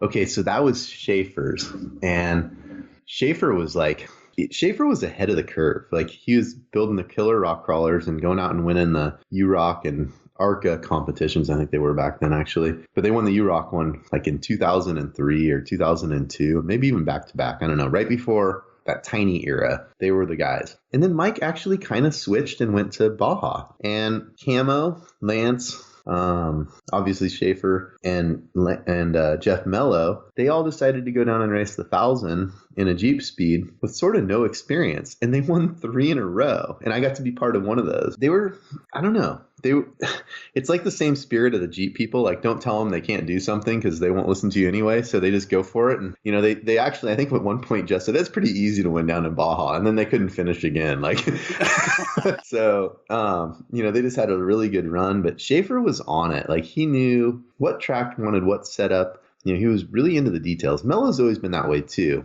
The setup of the car and what it took to tune it to that next level. And I think they were actually the originators of that passion of like me wanting to figure out how to make the car faster. And, maybe I got too caught up in that stuff because I was always trying to make it fast, and I wasn't as worried about the longevity of stuff or how the car was going to finish. I just wanted it to be fast.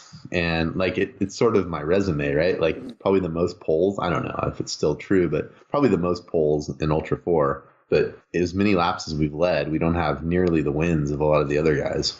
Do you think with your age that you've kind of slowed down a little bit, saved the car a little bit more? Do you think that's why you're maybe having a bunch of success in the last couple years that you might not have had when you were in your 20s? If I was going slower, we would have been passed by Miller a couple of times over. The fact is that I hired a friend of mine, Adam McGow, who came from, other forms of motorsports, who I met thanks to JT Taylor in Baja. So JT Taylor about 4 years ago decided he was going to race that bug he had in class 11 down in Baja. Oh, yeah. And the crazy part about the car is that I had raced it in 2006 and it never showed up. It was the dirt sports car, but it never came down to me. These suckers left me in the Bay of LA by myself. I hitched a ride down with Berger and Waze in the when they were doing the Harrah's thing for John Harrah, and I hitched the ride down there to get there. That's when I was getting in the car, and then the car never made it, and there was no way to get me back out of there, so I had to hitch a ride in the back of a pickup in Mexico.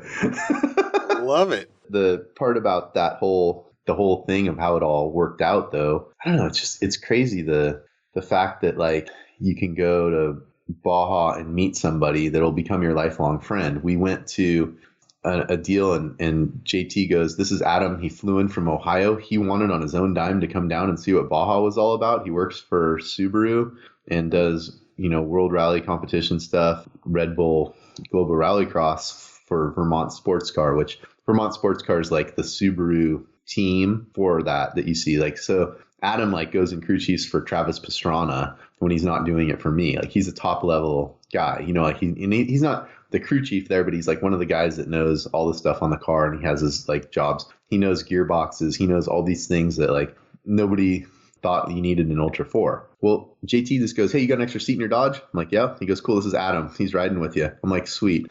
Dude, I've never met, and we're going to go log like 5,000 miles together. I hope he's cool, right? And by the end of the trip, I'm like, man, if you ever want to move out here, like you can come out and we'll try to find you some work and you can, do whatever. And he's like, all right. And he literally found work through Safecraft. We got him a job over there. Pat O'Keefe hired him in, and which was super cool to be like a crew chief for me and to work at Safecraft. And then he moved into a camper behind my barn for 6 months while he got used to the, East Bay, the Bay Area, and found out where he wanted to live. He's now obviously not in the backyard. He's figured out his stuff, but he's the reason that we finished the races, because he took a different approach on the car and got the car to be better all the time. And he basically said, drive it how you're going to drive it. We're going to get it to last with what you need. And that was awesome. And he's never, look at what success we've had since he's come on. Everything that we've had, it's like Adam's touch on that car is the difference. You're in the mix. Yeah. Adam is the secret sauce. He's the secret sauce. It's just, to me, it's kind of one of those things that you'd never expect a dude that you just meet randomly like that would end up being what you needed in life. You know what I mean? But that's kind of like one of those things where, it happens, and that's how it works in the world sometimes. I would be cool sponsoring like a cage match, like Adam versus Burger, for who is the secret sauce. That's an interesting one. I don't think anyone wants a cage match with Burger. No. The dude's an animal. He's an animal. Oh, man, I love it. So you got into rock crawling there, and you were national championship rock crawler in the mid-2000s with Lance as a spotter, right? Yeah, absolutely. Lance and I had a lot of fun together. Like, we were like the fun guys, I think, in rock crawling. Like, we didn't take it too seriously, but we did get a cool car, and that car was the education or the foundation for me to understand a little more. Like, Schaefer built a cool buggy, but it was one of those things where you built the chassis and then you made all the stuff fit. I bought Tiny from John Nelson. I drove it for him for a little bit, then I bought it, and it was like, okay, this is function before form. The car was skewed. It wasn't even straight. Game changer. It was the game changer car, right? It was like the thing that changed rock crawling. It was center of gravity. It was like lightweight tubing. It was only things that are there that have a purpose. There was no extras. I actually think Randy Slauson is more like that of a builder in our sport than maybe anybody else. But Trout's that way because everything has two forms. Like, he won't build a bracket that holds this. He'll build a bracket that has to hold two things. Like, everything has to do two things for him to be able to put it together, right? And he's got a little bit of that in that aspect. And he's, incredible fabrication. Like, it comes out, it's art. Almost hate driving Dan stuff because you don't want to screw it up. It's so pretty. Right. John Nelson, he was the fab guy that changed, at least in my eyes, how I wanted things to be done. And I've tried to get better at it. Like, it's a really high level skill set. You know what I mean? I'm nowhere near where he's at, but we're always trying to make things lighter and better, like the engineering behind it, that's in that aspect, I guess. I know that, certainly after, I think, or maybe even on your 2009 car, so this is going back easily the decade, you talking about getting the radiator out from up in the back window and getting it down low. And it was a center gravity thing, but it was also a parachute thing. It was like, let's get the air to flow through the car, not get this low pressure zone inside the cabin, because that actually slowed down. Like, that was the level. And this is 10 years ago that you were thinking that, and you wanted everything lower and lower and everything lower. Like, I think Adam Scherer, when I interviewed Adam, he talked about having weekly calls with you, like even the GPS, you were like, yeah, mount it to my feet, like lower, everything lower, and challenging from that standpoint. That was one of the tribe cars. I think we kind of maybe skip past that. We'll get there. But he said it was very interesting working with you because you challenged him, forced him outside the box on how to execute. Yeah. And with nothing but good intentions, challenge him. It was, that dude is such a good guy. In all aspects, it was such a fun experience. The reason that, I'm skipping around a little, I guess, on this, but the reason that all came about was because there was a 2011 race that I raced Shannon, and it's the race no one saw. We left back door. Shannon was a couple minutes ahead of me. He passed me on back door when we were having some winch issues with my brother and I trying to get the cable tied up, and the cable kept coming apart. Shannon got around us. I actually didn't even stop to get my brother back in the car. I took off chasing Shannon. Everyone else calls it that I left my brother at back door, but whatever. Right. We raced each other door to door for 45 miles, and nobody can see it because there was no camera crews. There was no fans out there. And, Shannon was faster. My car started to overheat. The radiator thing's funny, right? Want that weight low, but at some point when you're standing on it and you can't get the cooling through it, you end up with a problem where the car got heat soaked and it wouldn't stay out of limp mode, which, turned us into we'll never have a limp mode on a car again. It'll burn down before it'll go into limp mode. That race right there, I came home from that thing and I wouldn't say I was depressed. Like I had like a second or third, I think I had a third place, I think, at the end of it all. That was it. I was done. I was like, yep, this car can't win King of the Hammers again in a real race. Like you could luck your way in, but I wasn't going out there to try to luck my way into a win. I wanted to go win flat out. And so I knew I couldn't spend the money it was going to cost to build Shannon's car, because even back then that was a $200,000 car, $175,000, $200,000 car to build what Shannon was racing. And so I was like, well, that was fun. And it was hard to sell the car. But when I sold it, it was like, I'd barely gotten the check to clear, and I got a call from Tom Allen who said he built a second car and if I'd like to drive it. I was like, yeah, that sounds like fun. And it'd be a little bit less stress, and, I'd be happy to go drive the car and be part of it. That year went really well. And he said, let's build an IFS car. So that's when Adam and I had the fun. Before we talk about that one, I want to pick your brain on one little thing. When you and Tom and you guys teamed up for that ASR racing, yep. Adam talked about it in his episode, and so everyone should have heard this, the white car with the rolled tubing back. Yep. You ended up at Texana, and you put that thing, you qualified in front of Jesse James in a geyser truck. And for me, I think if anyone heard me talk about that, for me, it was the eye-opening moment where I think a lot of people in California on Race Desert all of a sudden said, whoa, what just happened? That this four-wheel drive, rock donkey, whatever Pistol Peter, whoever wants to call it, Rock Donkey, yep. was able to get out in front of the geyser truck. Now, no one had seen that course. Texana is tight, super rocky. It's really not a good trophy truck course. It's a great 4,400 course.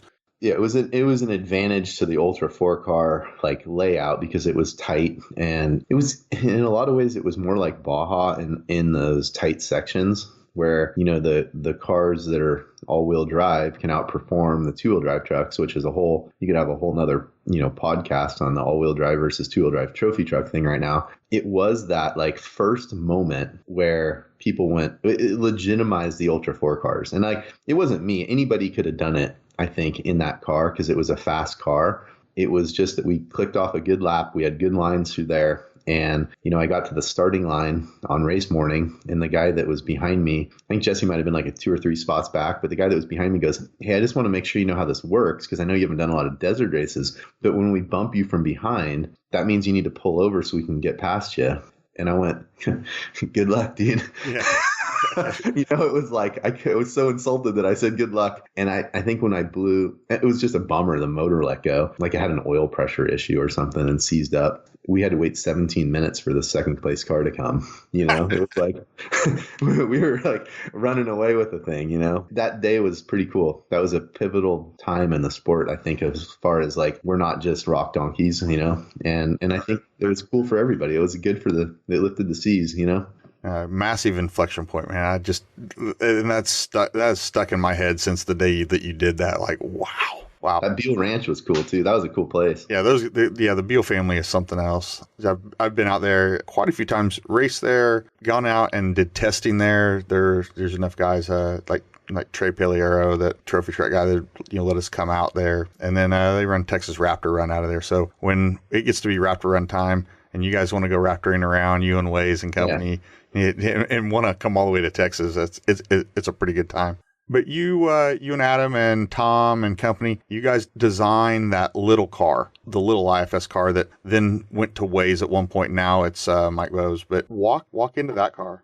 That was a pretty cool experience. So I had built a jig of sorts, an expandable contraption. It almost looked like some kind of a kid's toy that I built where you could move the pivot points on suspension in order to make the CV angles, do what you wanted, the steering angles, the A-arms, and try to get the right Ackerman and the right Kingpin inclination on this. Here it is, here's where the pivots need to be, and this is what we have to do.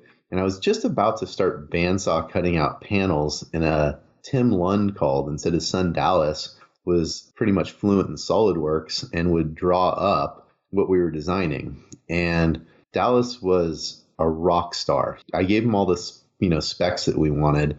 We had some little, hiccups like along the way. Obviously, like all the pieces ended up being like 4 inches long, and he had to weld like 3,000 parts together to make it fit. And so then we realized it's a lot easier to make them bigger and all this stuff. But that design was awesome. Like he built a better front end than was available in the marketplace, even if you had gone out and purchased it from somebody. So we had a front end that was like really cool. Now, it took us, I think we were on our 6th revision to what I have on my car. So it wasn't overnight that we said we got it. And I don't think you'll ever be done with it because you can always make stuff better. But he basically gave us that platform to where we could go and make changes to things and make them better. And if it hadn't been for him, I don't think we would have ever gotten my current car to where it's at in that compressed time frame. I owe a lot to Dallas on the design of that.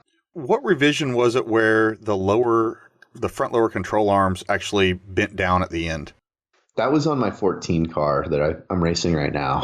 So that was the second iteration of the start of a new start on it. But Tom's, I don't know which car you want to call it, but the ASR car, if you will, the IFS car, we had tried swing sets to speed up the steering and get more Ackerman. We had increased rack sizes. We had done a couple of like revisions in that car to get it better. The thing about that car that's interesting is it's still the most nimble of those IFS cars. Like that car's a rocket ship on the tight stuff. It turns in so quick and it's so responsive to driving. It's a really awesome car. It was, a little narrow maybe from today's standards, and it was hard to work on because single seater, there wasn't a lot of room in the cockpit, and everything was like really hard to work on. Everything was tight. Like you had custom wrenches for all kinds of parts. And I think when we built the second version, like my car now, the idea was give ourselves enough room. You can take a transmission out with an impact wrench and every single bolt you can get to. And that kind of was our second version, if you will, of making it so that it wasn't painful to work on anymore. The design of my car, which a lot of people don't know, was that it was built to be either a single seater or a two seater.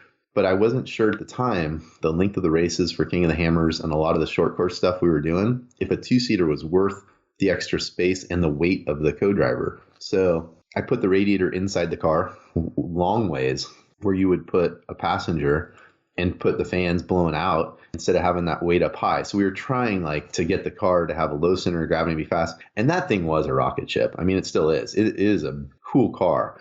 It had holes at the side panel and you had ducting on the passenger side panel. But yeah, I think I remember seeing like a race that you guys were running, like you'd thrown the panel off because you weren't getting cooling. And then yeah, we tried some different fans. We tried like the bigger motor fans and everything, and we just weren't getting the airflow through them and stuff like that. So we learned a little bit about air too. I mean, it sounds silly because aerodynamics don't really play a big role in what we're doing yet. But at the time we were thinking things would work a certain way, and we found that like it's actually kind of a low pressure zone. We weren't getting the air into there that we wanted, and it needed the radiator put back up in the rear window, and it worked out, make those changes. But it was a cool setup and it was a neat experience. We built it too low the first time around. So if anyone remembers the 2012 qualifying effort, I couldn't get up the rock at the beginning of Chocolate Thunder because it would just hit the chassis like right behind the front tires. And I was pretty bummed after the race. Like we finished the race. It was brutal. I think we finished it like as one of the last cars that finished. But when we got back to Texas, that drive that Adam Scherer had, because he nothing was like impossible for him. He could do whatever. And I love that attitude that he had. He always did. And he was such a hard worker. So him and Ryan, they cut that car like off at right in front of where your feet land in the car. And they made it have like a 6-inch rise in the skid plate and basically moved the whole rest of the car up 6 inches from where the front end was and fixed that car so that it could go through the rocks.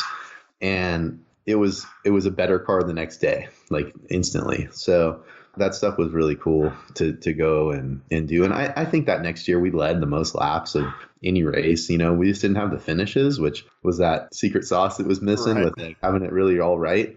But it was no doubt it was really a great experience in life. And then after that car, you built what you're running today. But in the middle of there, you ran, I think you and Lance teamed up and you drove Lance had an IFS car there for a little bit.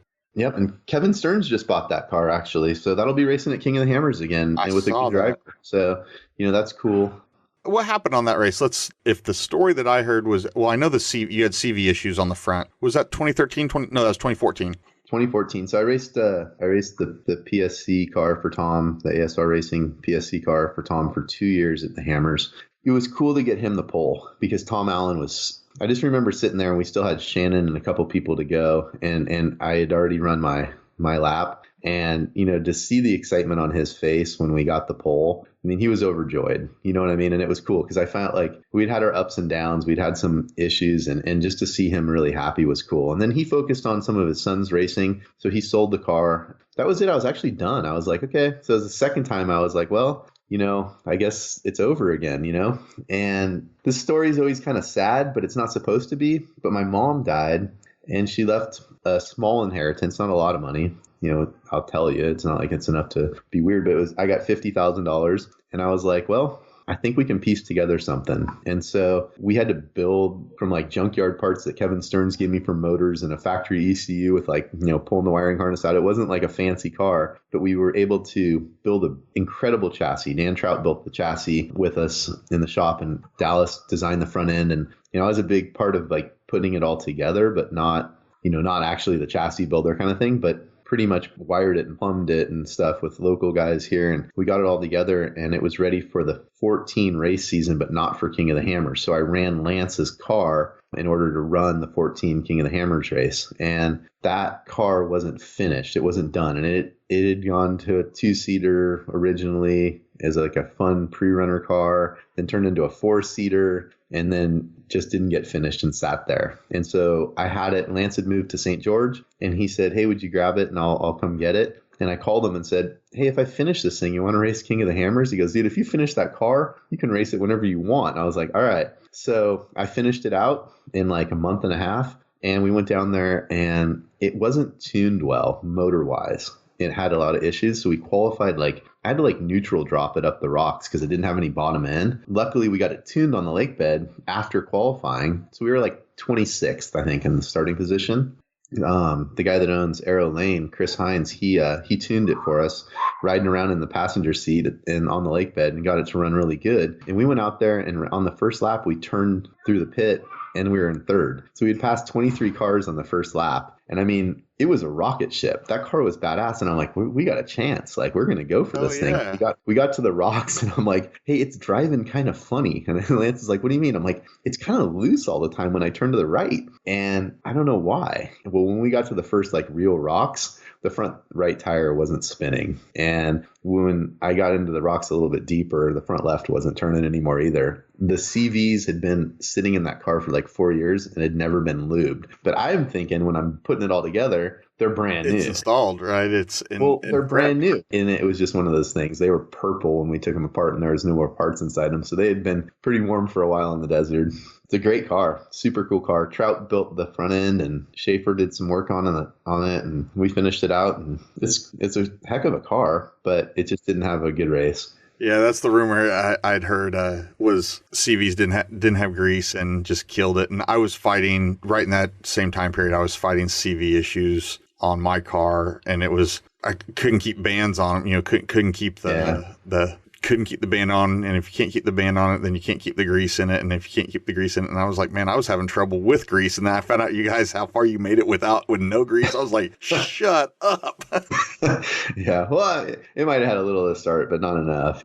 All those things, I guess they all happened for a reason. We turned around and built my car, just little stuff to get it ready. And finally, after a lot of revisions, and just putting in better parts. I mean, literally it was a junkyard motor kind of deal to start with, and nothing was very fancy in it, right? It wasn't high end stuff, but it's been a great platform to continue to work on. And that was that point I was making earlier with Ben Bauer. It's just finish it because you can always modify it later. You can always work on it later and don't give up on working on it. Just keep continually improving the car. And it will be a better car. I mean, I'm sure there's a point in time where they life out and the chassis are done. But if you've got a good base and you can keep making those adjustments, you can build the car into something really good. And so that's why, sometimes you just got to race what you have and then make it better as time goes on with when you can afford it or when you have the ideas to make it better. Right. We've always kept that attitude here. So you're the subject matter expert on being a king. You're 3-time. You got 2 back-to-back right now.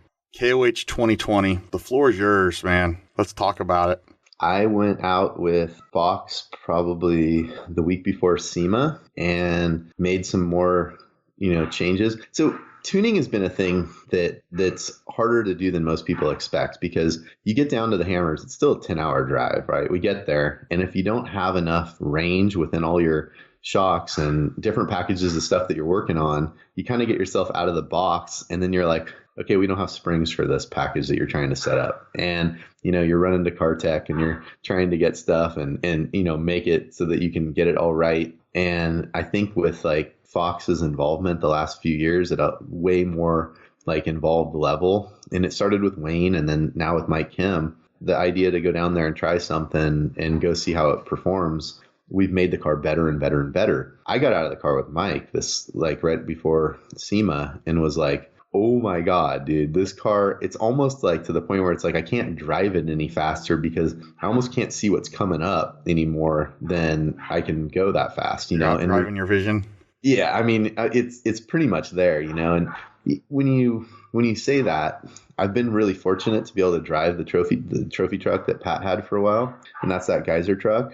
And it allows your field of vision to go up, and then you can go faster again because you're not worried about the little undulations. We're still worried about the little stuff. So your focus is a certain level in front of you. And I try to keep scanning the ground in front of us so I can see what's coming and then back into the zone that we're driving in. So I can kind of keep that what's coming isn't going to be a giant hole and it's going to, toss us. But in the trophy truck, you can start looking more into the field out in the further areas. And then you see the big hole and you're like, okay, that's the one you got to slow down for. But you don't really care about the little stuff. We still care about the little stuff because it'll screw you up if you hit it. But it's pretty fast. To think that we picked up that much more is cool, except that just as I say that, Eric Miller picked up that much too. He did. And he's that much faster in the rocks. So I joke about it, but it's like, it's so cool that everybody's pushing each other because the sport continues to get faster and better. And I think it's a cool deal that the IFS cars get faster and faster through all the rough stuff and the desert stuff.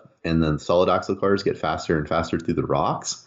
And this game of how fast you have to be in the desert so that Eric doesn't catch you or Randy or whatever. And then he gets in the rocks and he's faster than you can go. And then you got to get him back in the desert. And it's like, there's no rules. And we have these two cars that are totally different. And we're battling it out there. And it's made an incredible drama that you couldn't have scripted if you had a NASCAR rule that said, well, one guy's got to run this gear ratio, but this guy can run the big motor. And they're going to be totally different. But because you could never get that formula. Well, it's that. Oh, so you think that's a good idea? We'll find out on Friday. Yeah, it's pretty cool how it all worked out that way. It makes it really interesting. We'll see you again on the 7th of February. So, absolutely. I think the one thing that really impresses me with, again, guys like Miller, guys like Randy, guys like anyone in the Campbell stable, and don't get me wrong, there are many, many people out there in the Ultra 4 field that fit this criteria. You prep your own car. You have guys that help you, but you are right there side by side. And I think that comes into play when it comes to triage. Yeah, no, I agree with you. I mean, we know the car. It's certainly not a sport where some of the other people, can jump in their trophy truck and then just go race it. Like, it's still a hands-on deal. And we know every part of it, I think, as a driver. You know the car pretty well, but it's a lot of work. I think people discount it. It's a total crazy thing. I mean, my wife knows that when hammer season comes, I'm in the shop. Like I go in there every night after dinner and I work in there until late, and I get up in the morning, sometimes early before work, and go and finish something up that I was working on. And I get a call or two during the day of parts I got to get ordered up and, things going on. And it's the real deal. And people are almost going to laugh when I say this. I reached out to you for this prep series. I wanted to get, we can't go into King of the Hammers 2020 and I not interview the two-time Infinity King. That's just not going to happen. But reaching out to you in your shop, you have no cell signal and no Wi-Fi out there. So when you walk in the shop, it's work, work, work. When I'm exchanging text message with you about this and planning and what day we're going to do this and scheduling, it'd be interesting. I would send something and then 4 hours later, I would get, or the next morning when you would finally, you probably saw the text at 10 p.m. at midnight, whatever your time, and you're like, well, I know that's 2 a.m. his time. I'm not going to text him now. I'll wait till I get up. So I like that your setup is it's hard to get you, I guess, sidetracked in the shop. It's so easy. I find myself in the shop, like take a lull. I pick up my phone. Oh, there's a text message. Oh, there's an email I need to answer. Oh, look at that on Facebook. I got tagged on something. And then next thing I know, I'm 20 minutes down. Yeah. And you guys just get in there, put your head down and grind it out. We do. And I love that aspect of the shop. And I think the fact that,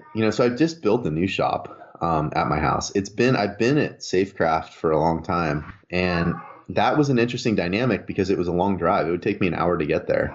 And so I would leave here after dinner and I would go out there, and I only had a couple hours to work on something. So it was super focused. So that kind of started that real focus in the shop instead of just walking in and chilling out for a minute or whatever and hanging out. It became a real work-based environment in there. But Miracle Truss and I built that shop at my house, and it's sick. But yeah, no self signal definitely focuses you into it. I'm still a squirrel in there. I'll take the sway bar apart and start working on something, and the next thing you know, I've got the rack out. And Adam looks over, he's like, "What are you doing?" I'm like, "Well, dude, can you just like finish one thing at a time?" And it's a little bit of like, yeah, except that, as soon as an idea pops in my head, I think it's the best thing at the time. And that's like an ADD lifestyle, right? But it's fun that way. So we still get it all done in there, and it's super focused, but it's definitely, it's not structured like you would have it like a work day normally, because it's like you kind of go in there for fun, and the next thing you know, you're doing the next thing that popped into your mind instead of just like knocking off the task list. And so he's been really good at keeping me focused, sometimes to his frustration over me.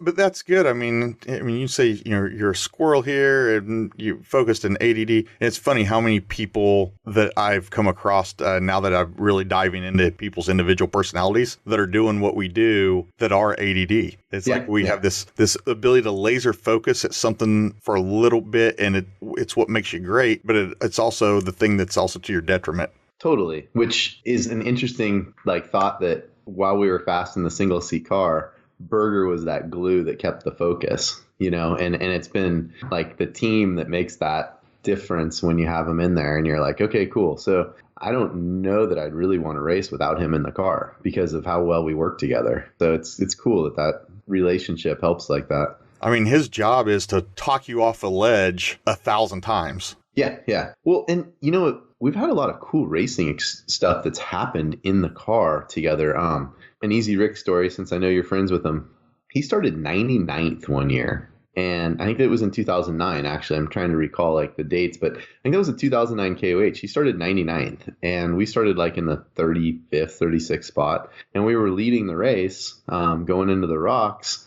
And essentially what happened was everyone's like, dude, you're leading, you're overall leader, and you're good. And somebody goes, oh, wait, this Easy Rick guy is coming, and he's ahead of you on adjusted time. And we had backed off the pace to where we were rock crawling Wrecking Ball, like rock crawler style on Wrecking Ball. And here comes Easy Rick skipping the top of the rocks like they were whoops. And I had never seen anybody do it. Like my buddies Greg Hussey, Waze, they were driving the rock trails fast. This dude is on top of the rocks like they're like dirt whoops, like who cares? And I'm like, oh my God. And so we got passed by him, and I was having some steering issues just about the same time. I could kind of feel that we were, losing a pump or something was going on. And I'm driving along, and then all of a sudden Easy Rick's in front of us, and he just turns 90 degrees and he's up off the course. And I'm like, whoa, well, as it turns out, the steering ram had ripped off of his car. So they weren't really ready to go through the rocks at that pace, but he was driving it at that pace. So he was over there repairing his rack. Well, we went just past him, just around the corner, and said, okay, now we're in front of him again. Let's figure out what's wrong with our steering. Well, throughout all this time, there's a helicopter hovering over the top of the two of us. And we're like, go away. Don't let Easy Rick know we're right here. Because we're literally just around the corner on this rock. And all that had happened was my ram had unscrewed the threads on the side of it, and the oil started coming out. So we had oil in the car. We tightened that back up and filled it back up with fluid, and we were good to go again. He was over there doing the same thing, trying to tighten all this stuff up. But his rack had come out of the mounts and was over to the side. And so, we went on to win that race basically. But, that stuff like that's happening in the race car now, Berger's like, don't lose that pace that you have and get into too comfortable of a driving condition. You got to keep it up because there's going to be somebody that's coming in from the back, like Eric was last year with that crazy pace. And so it's good to have him in there to keep that focus. Otherwise, I'd lose my focus. And I think you just slow down. Like it's hard to keep yourself pushing at the pace you need to win KOH the whole race. It's a hell of a challenge. You know what I mean? It's a sprint for 6.5 hours. What is going on in your head that pushes you to drive at the pace that you drive? Are you more of a fox or a hound? Well, it's way easier to be a hound. Like it's way easier to catch up to somebody because you've got them to pace against. And so being out in the front is hard because everybody's trying to catch you, and all you're trying to do is not drive faster than you have to and break the car, right? There was a time when, and this just happened this week, we had a CrossFit workout that it was so hard, and I pushed so hard that everything in my mouth after the CrossFit workout tasted like almost like blood in my mouth. But there was no blood. It's just that your lungs are literally taxed to the point where we call it Fran lung. But I was like bleeding in the mouth after the workout in that flavor. I used to have to get to that spot in the desert by driving that hard to think I was doing it right. Like I could taste blood in my mouth from beating myself that hard. Now that you don't have to do that. And now it's stupid to do that because you're going to break something, right? And the shocks are so much better. You don't do that. But we used to just think that was what you had to do to be at the right pace. And now it's like this balance of like, right at the stage where you're not going to make a mistake, I think is the thing. Because what is it, 5 minutes for a good tire change on average? If everything goes right, the jack doesn't fail, the lug nut's not, so tight that the impact won't take it off and you're getting breaker bars out and the whole 9 yards. That 5 minutes is so hard to make back up now. I mean, I think we only won by 5 or 6 minutes. So, to think that like one flat tire, which is really relates back to one mistake, that is so hard to keep yourself at the pace where you won't make a mistake over the course of that many miles and that many rock trails. It's a serious challenge. I think it's what makes it so cool. Well, there's a saying that says you can't win a race in a turn, but you can lose a race in a turn. And out there, it's you can't win a race over these rocks, but you can certainly lose it. Yep. And KOH still has an element that maybe doesn't exist in some of the other races, lap races, maybe like at Parker or something. But, when we hit lap 3 in the 4,400 class, there's a lot of people still on lap 2 and they're in the rock trails. And, they can be fast, but they had a problem on lap 1. Something's happened that they're in the rocks, but they're a little slower because they're just on lap 2 when you're on lap 3. That stuff's out of your control. You can't, if they're in the rock trail and they're in front of you and they're having a problem or they roll over. I mean, it happened this year. We had a guy roll over on the line that we were following and, we wanted to make the pass, but there's no good place to do it. So you're just running behind him until there's a good spot to make that pass. And he rolled over and we had to go back up and then take a really hard line and winch it to get around him. And that stuff's out of your control. That's where Berger's the best, like on the best guy on the lake bed to be in the passenger seat because he keeps you calm and says, hey, nothing we can do about it. Just let's go make the best decisions now based on what we've got in front of us. And he hops out and winches that line. And the next thing you know, you're back in the car and you're going. And yeah, I'm sure that the guy behind you caught up on adjusted time, but he's going to have his own battles. Now, once you've cleared the field, like once you're the first car and you're passing the guys that are on lap 2, they know that fast cars are coming. And I think that it allows them to give you some more space for those people. But it's definitely easier to be second all the way up until like the last section of the third lap and then go. It hasn't been the situation. We've qualified. We have 5 years in a row on the front row, which is kind of a crazy stat, It's outstanding. It is wild. I put a lot of pressure on myself for qualifying. It's the car is fast, and so it just does its thing out there. The other thing that people might not know is that we have 4 podiums in a row at the Hammers. And, our drive for 5 on that is pretty high. Like, I think that would be a stat, in my opinion, that'll be hard to match. The attrition rate's around 80%. So for someone to get 5 podiums in a row, I think if we could pull that off, even if we don't win, I want to win. I mean, that's what we're all there for. But if we got that podium position to show that the car was good, because, like I said, those lappers can change stuff in the race. You can have things just not go your way on race day that are out of your control. And I wouldn't put that on ourselves, but if we could get that 5th podium in a row, I don't know if anyone will ever do it. Honestly, like it's so many things have to go right that we really want to capture that this year. Completely feasible and doable. That's what's so cool about having the conversation with you, and that you can't have the conversation with necessarily the field. And I'm not knocking anyone in the field. There's some amazing people in the field that aren't going to finish. And then there's some people that are like, hey, I raced King of the Hammers this year and I left the start line and I raced against Jason Scherer and Shannon Campbell and Lauren Healy and that crowd. And that's cool enough. Well, yeah, that's what makes it such a great place to race. You got people with goals of finishing, which are still super good goals. Speaking of that, there's a stat that I didn't know. Do you know Eric Miller has the most King of the Hammers finishes? I didn't know that, but Yeah. I completely believe that. Right? I know, me too. Like, it's like not surprising, but it's pretty cool to know. He's got like 9. I think Shannon has 8, and I think we have 7 or 8 or something like that. So pretty cool. Yeah, that's Maybe it just says we've done it a long time. well, there's also that when you get this old and this far into it. Do you have any? No, I'm not gonna call them magical or marvelous or anything like that, or top secret or any of that. Any gems to glean as to strategy that you guys are going to try to execute as we roll into the Hammers?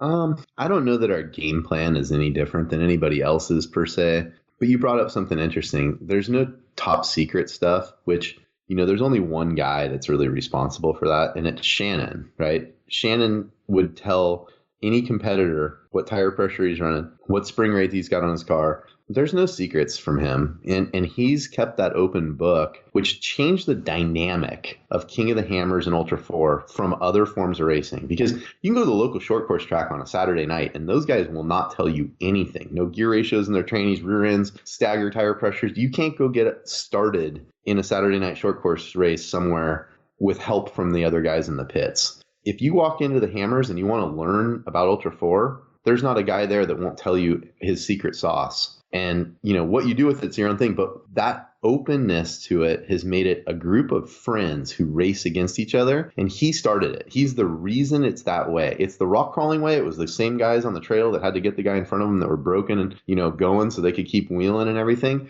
But he kept that. And it was always his attitude. He said one single thing. I don't, his Shannon's words, I don't care if you have the same junk as me. We'll figure it out on race day, and he always knew he was such a good driver. He could go out there and do that. So he didn't have to hold all the, IP in his own head of what he was doing to make his car better. And it's pretty cool that one guy can be responsible for that, but it is him that changed that, I think, in our sport. And that's how he's in the Off-Road Hall of Fame. Yeah. And it's, it's cool that, it's neat that we've gotten to be friends with him for 20 plus years, so it's cool. Yeah, I've only been blessed with being, inside that circle for, the last kind of 5 years or 6 years or so, and how the Campbells have always, had a place for me out at the Hammers or at a race and let me hang out and bring my kids to play around with that family. They're an amazing group, and it's what they've done to the environment. I'm going to call it the environment, the all-encompassing environment that is Ultra 4 racing is, it's going to be felt for generations, I hope. Right.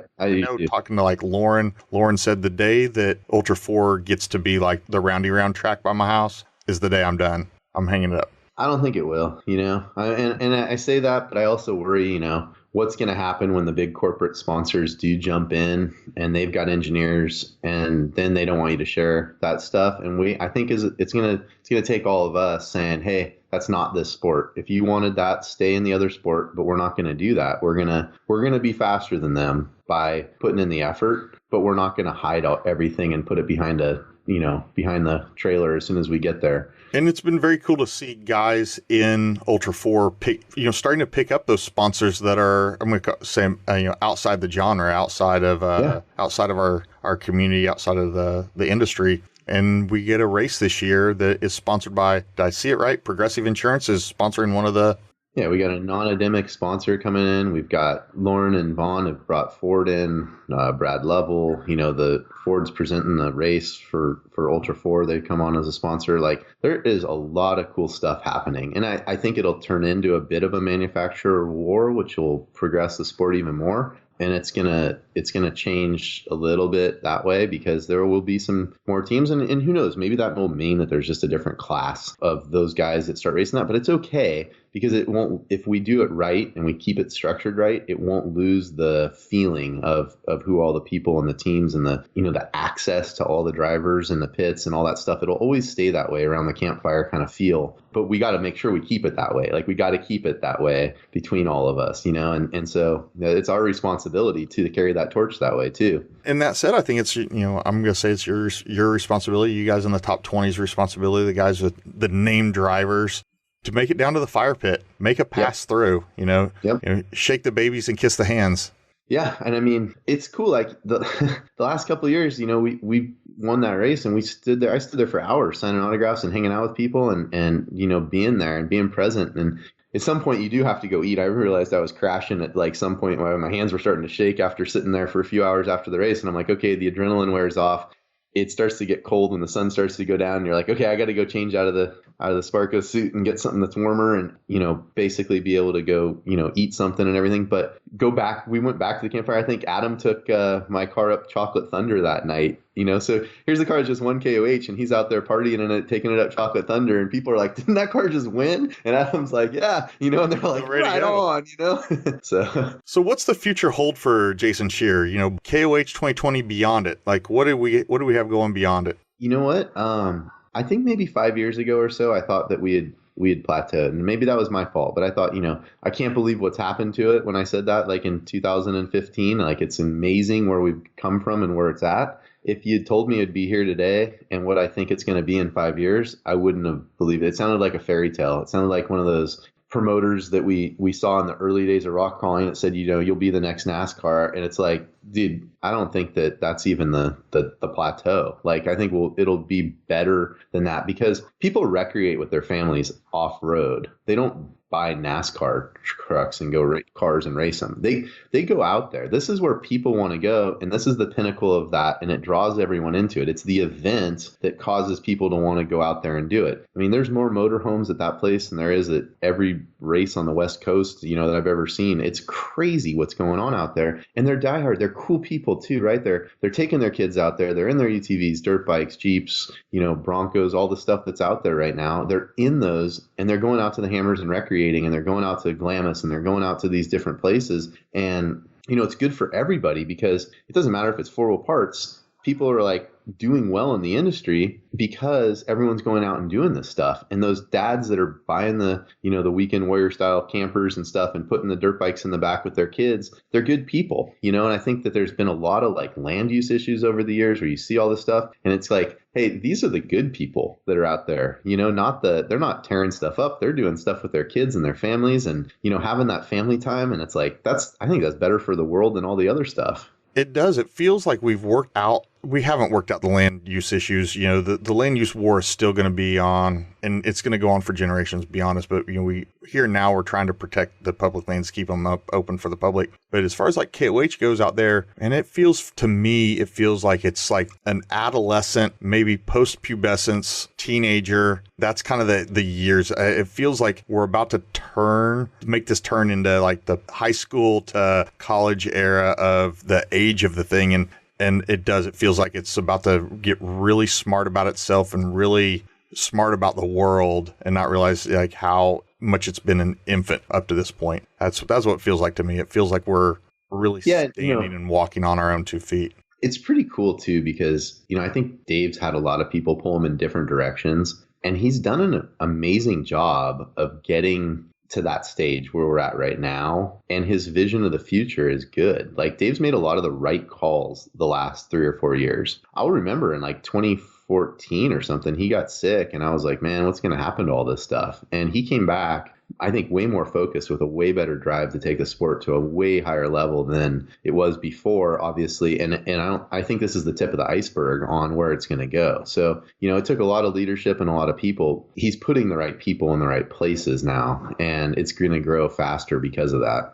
Well, I'll just say this. I think maybe if you had asked me 5 years ago if I would want my kids to do like the path that Waylon Campbell and Bailey Campbell, where they were going to, be racers and do all that stuff, I was like, I don't know. It's, you spend a lot of money to go do it. I don't know if it's really going to be there. Now I'm like, yeah, it's a great career. Teach him to weld, teach him to fabricate, teach him to build his own stuff. Let him become a race car driver and do the off-road thing and go be as good as he can at it, have that drive for it. It's a good, healthy place to be. I don't think I would have felt that way 5 years ago. I think where it's headed right now, it's like, dude, you could have a factory ride and be a driver that has its own team out there for a long time and build a really good career coming up in the sport. You know what I mean? So that's pretty cool. Now we're seeing, I saw out of the live show there's a kind of a glut of young guns coming out. You got, Pellegrino, Cole. Well, Waylon and Bailey are still kids, Yeah. Bailey Campbell and Bailey Cole. Bailey Cole's a hell of a driver, dude. He doesn't get enough respect. It's so funny because it's Dave's kid, you know. Right. But He he's good. walked out on the stage the other night, and Dave's talking to him, giving him hell about what races are you even racing and what cars are you even in. And he's got a beard, and he just looked dirty. Like, I was like, who is that guy? That's Bailey Cole. Like, I didn't even recognize him almost. It was Such a good kid. But then you've got a Gomez. There's Oh yeah, Darian. Yeah, Darian. So Yeah, Flacco. I love that kid. and then, of course, we know, Eric Miller and Lee, they just had a baby, so he should be winning KOH in what, 18 months more? I mean, maybe. I don't know. I think I won mine when my daughter was like that, like right in that area, probably the year after. So yeah, he's getting close. I mean, he'll win another one. It's kind of just a matter of time with all those kids. But like Waylon's fast and Very. That era. I think it's cool that it's set up this way. It's not in other sports. You don't get to the top level until you've kind of achieved some milestone. And you saw those things where it's like, Dale Earnhardt passes away, and the next thing you know, it's Jeff Gordon era, and then it's Jimmy Johnson era, and then it's all this stuff. Well, I think we're set up the same way, right? Like, eventually, I mean, I don't know how long Shannon and Shannon and then me and then some other guys, how long can we keep going? I feel like we can keep going for quite a while, but then it's going to be the Eric Miller era. And then, or who knows, it could be next or this year, but whatever. Like Levi's in there. Levi's going to be, right?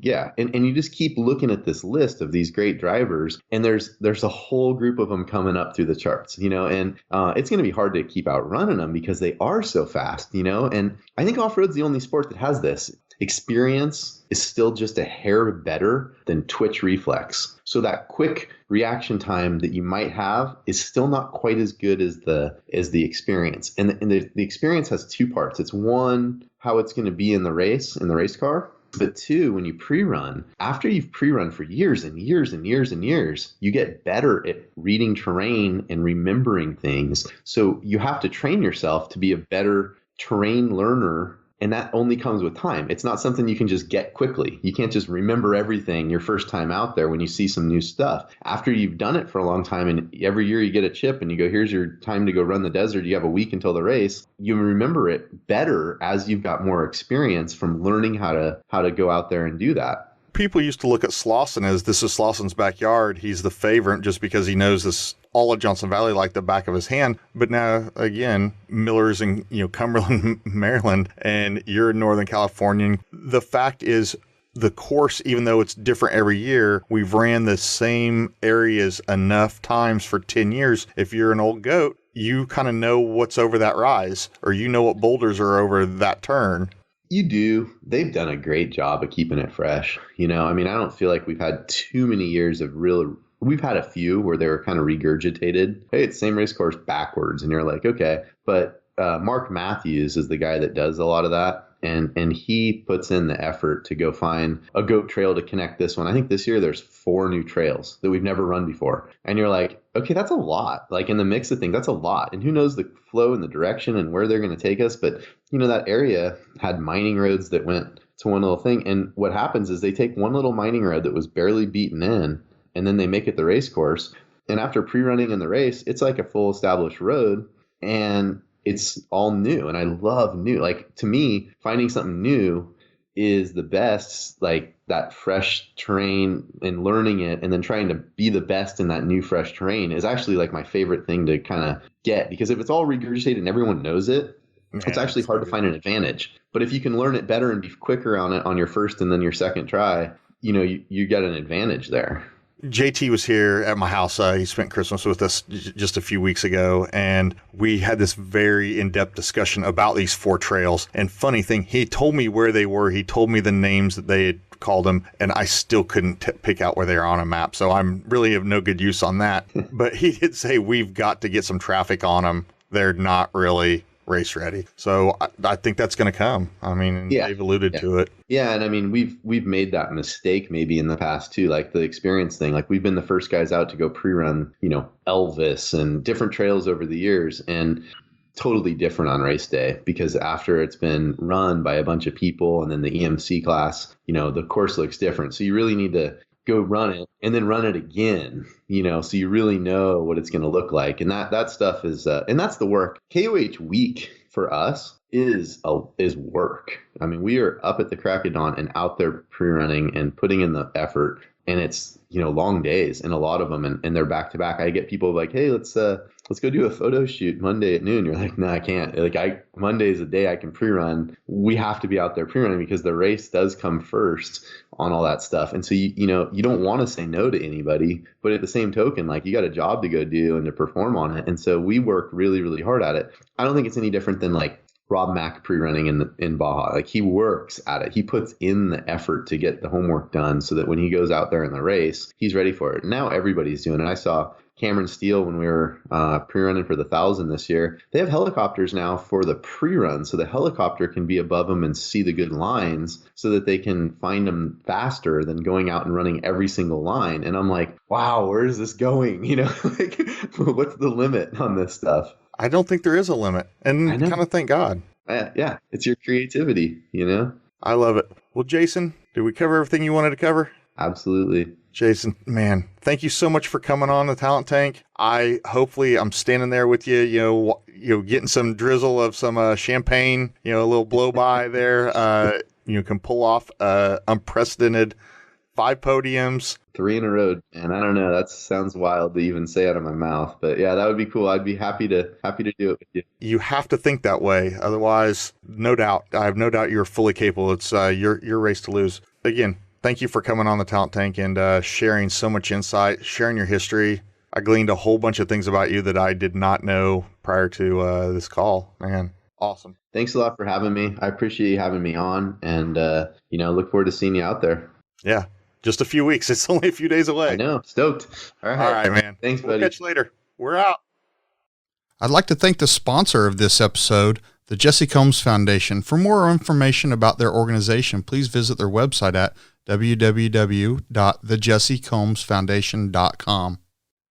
Thank you for listening and taking a dive into the Talent Tank. Please like and subscribe on Instagram @The Talent Tank or our website, thetalenttank.com.